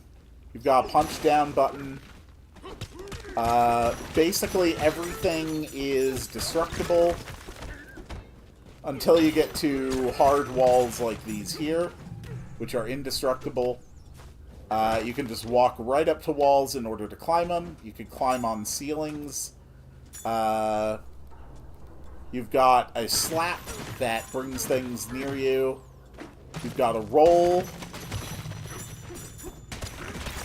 And yeah, it's basically just run around and bash stuff. Pretty good.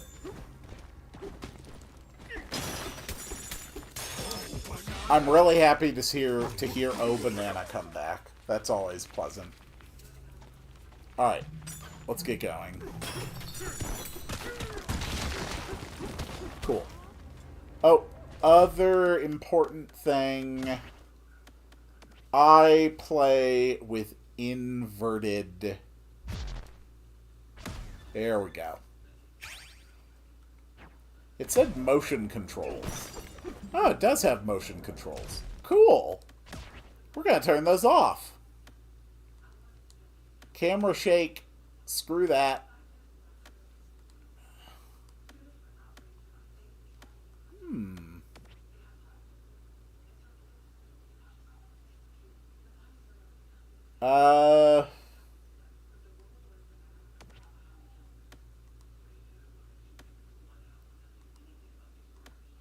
Okay. Cool.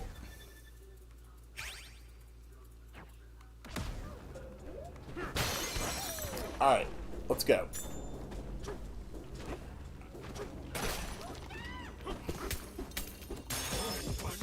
I've seen Bonanza speedruns. Doesn't surprise me. There we go. Down we go. Ancient cave.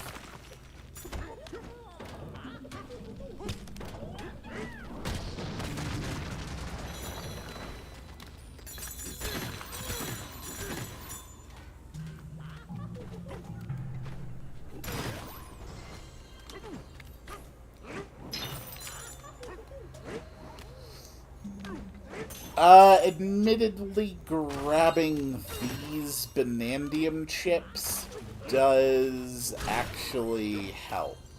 So... no reason not to grab those.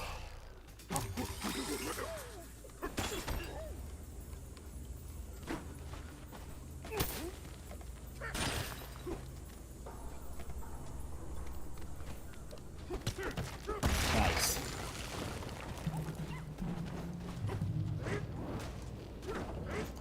I love Donkey Kong games. They're just delightfully fun. Hello!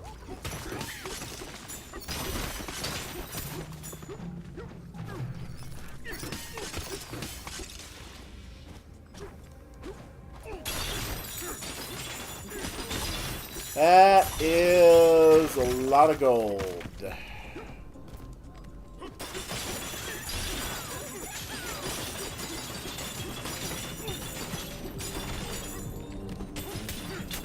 There we go.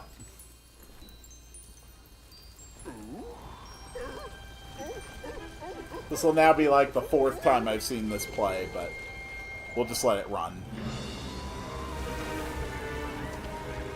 Oh wait, I am only at 2 hours, right.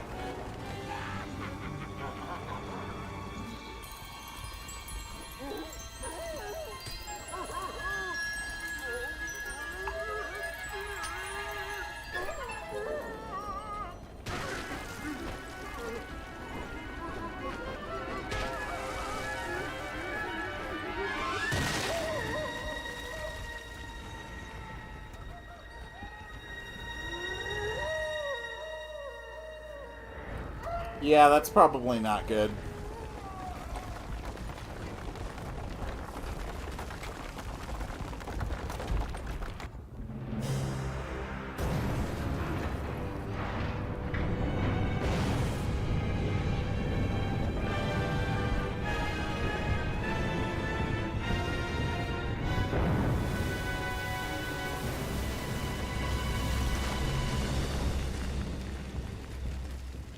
Cool.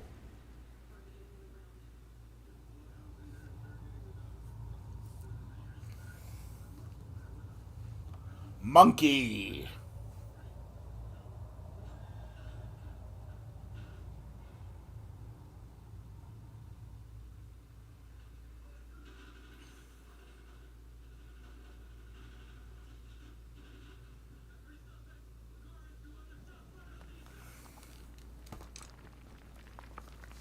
Ape together strong.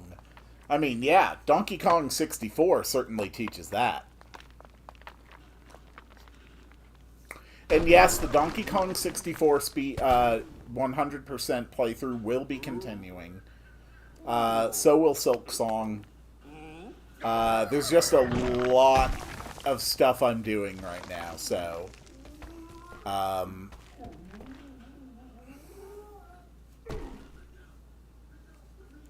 Silk Song and Donkey Kong 64 might also start turning into... like daily episode series on top of just being streams. Simply because otherwise I've got, 4 or 5 different series that I'm streaming right now? Which is a bit much.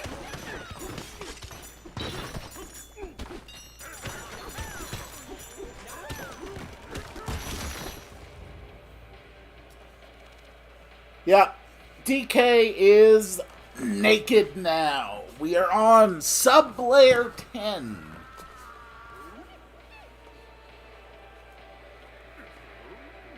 So, I haven't actually watched anyone play through DK Bonanza yet. So, I don't know the story. I don't know how the narrative plays out. All I know is that King K. Rool has to be involved somehow. I just don't quite know how he's involved yet.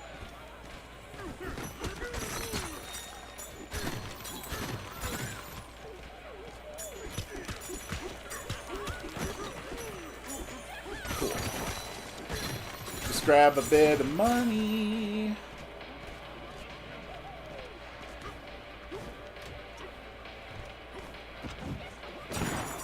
Cool.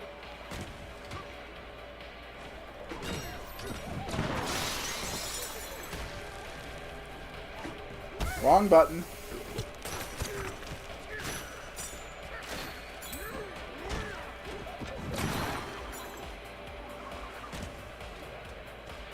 I am just going to beeline my way through this for a bit.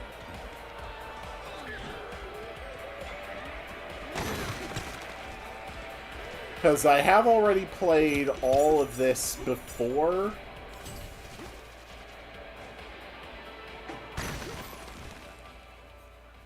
And I am interested to get past the tutorial.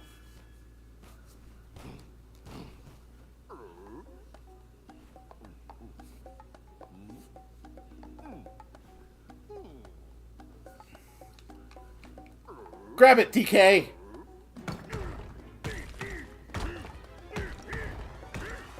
Sweet, we found a rock.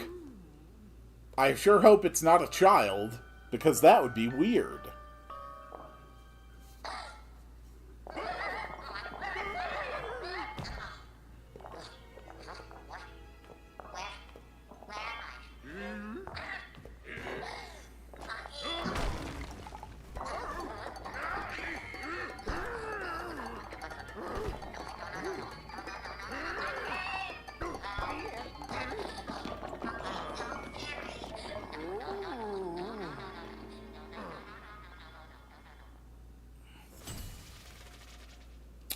Alright. Follow the rock.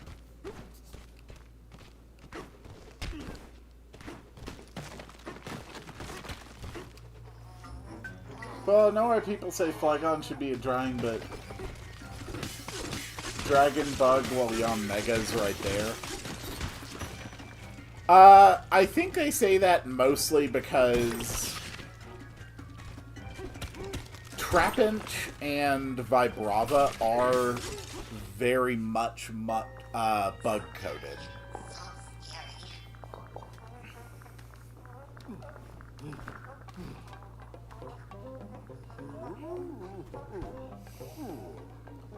Ugh. Ugh.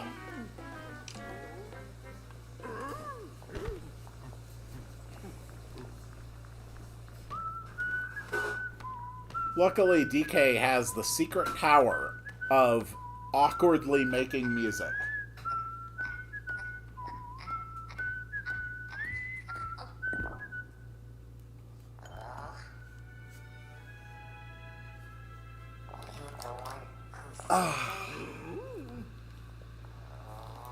Morning, hun. How are you? That's good. We've got plenty more loose leaf tea now. Some really good stuff, too.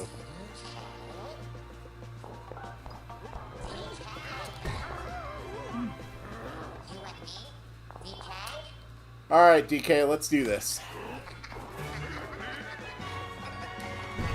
Who cares if they stop being ground bad and start flying? It's an antlion. It has to be a ground type.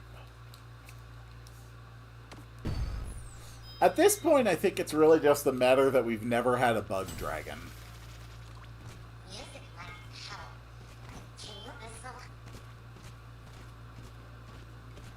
I think it's actually the only type that hasn't had a dragon at this point.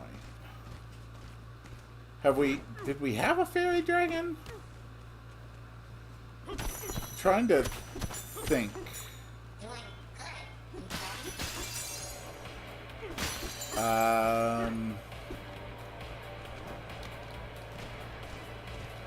Mega Altaria.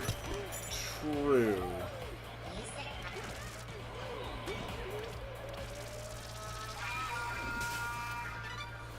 I think we have to consider at this point, do we really want to keep giving more forms to Pokemon we already have, or do we want to add more Pokemon?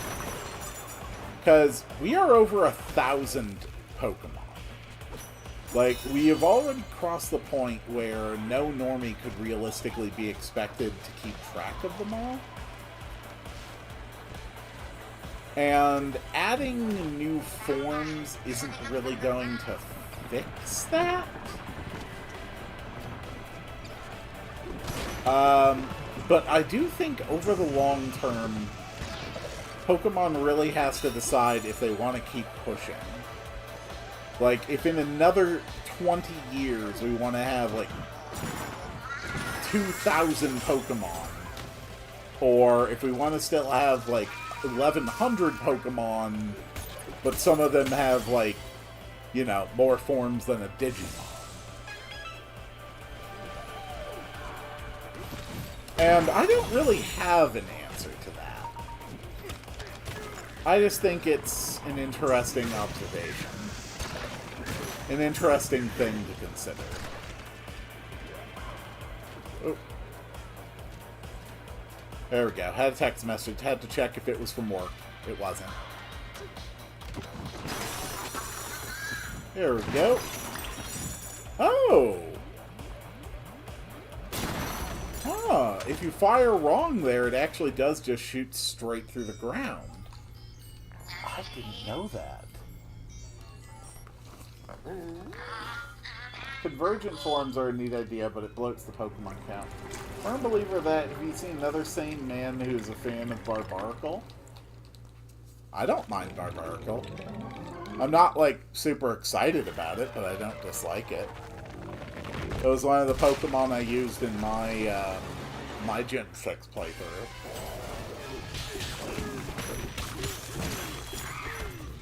And the first boss is beaten.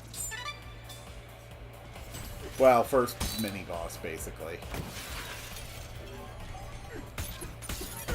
There we go.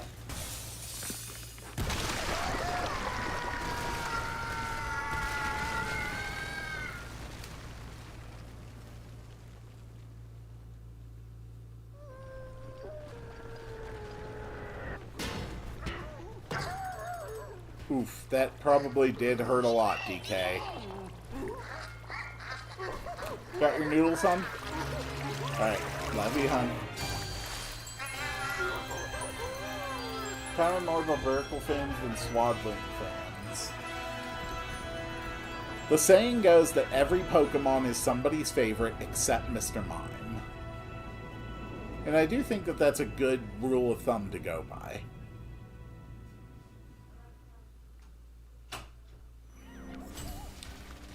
Alright.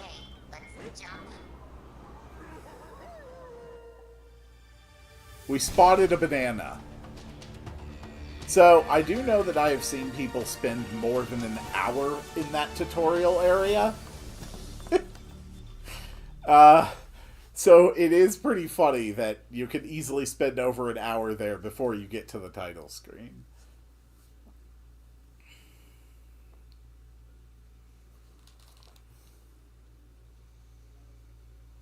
I know ironic Mr. Mime fans, but never a Galarian Mr. Mime fan.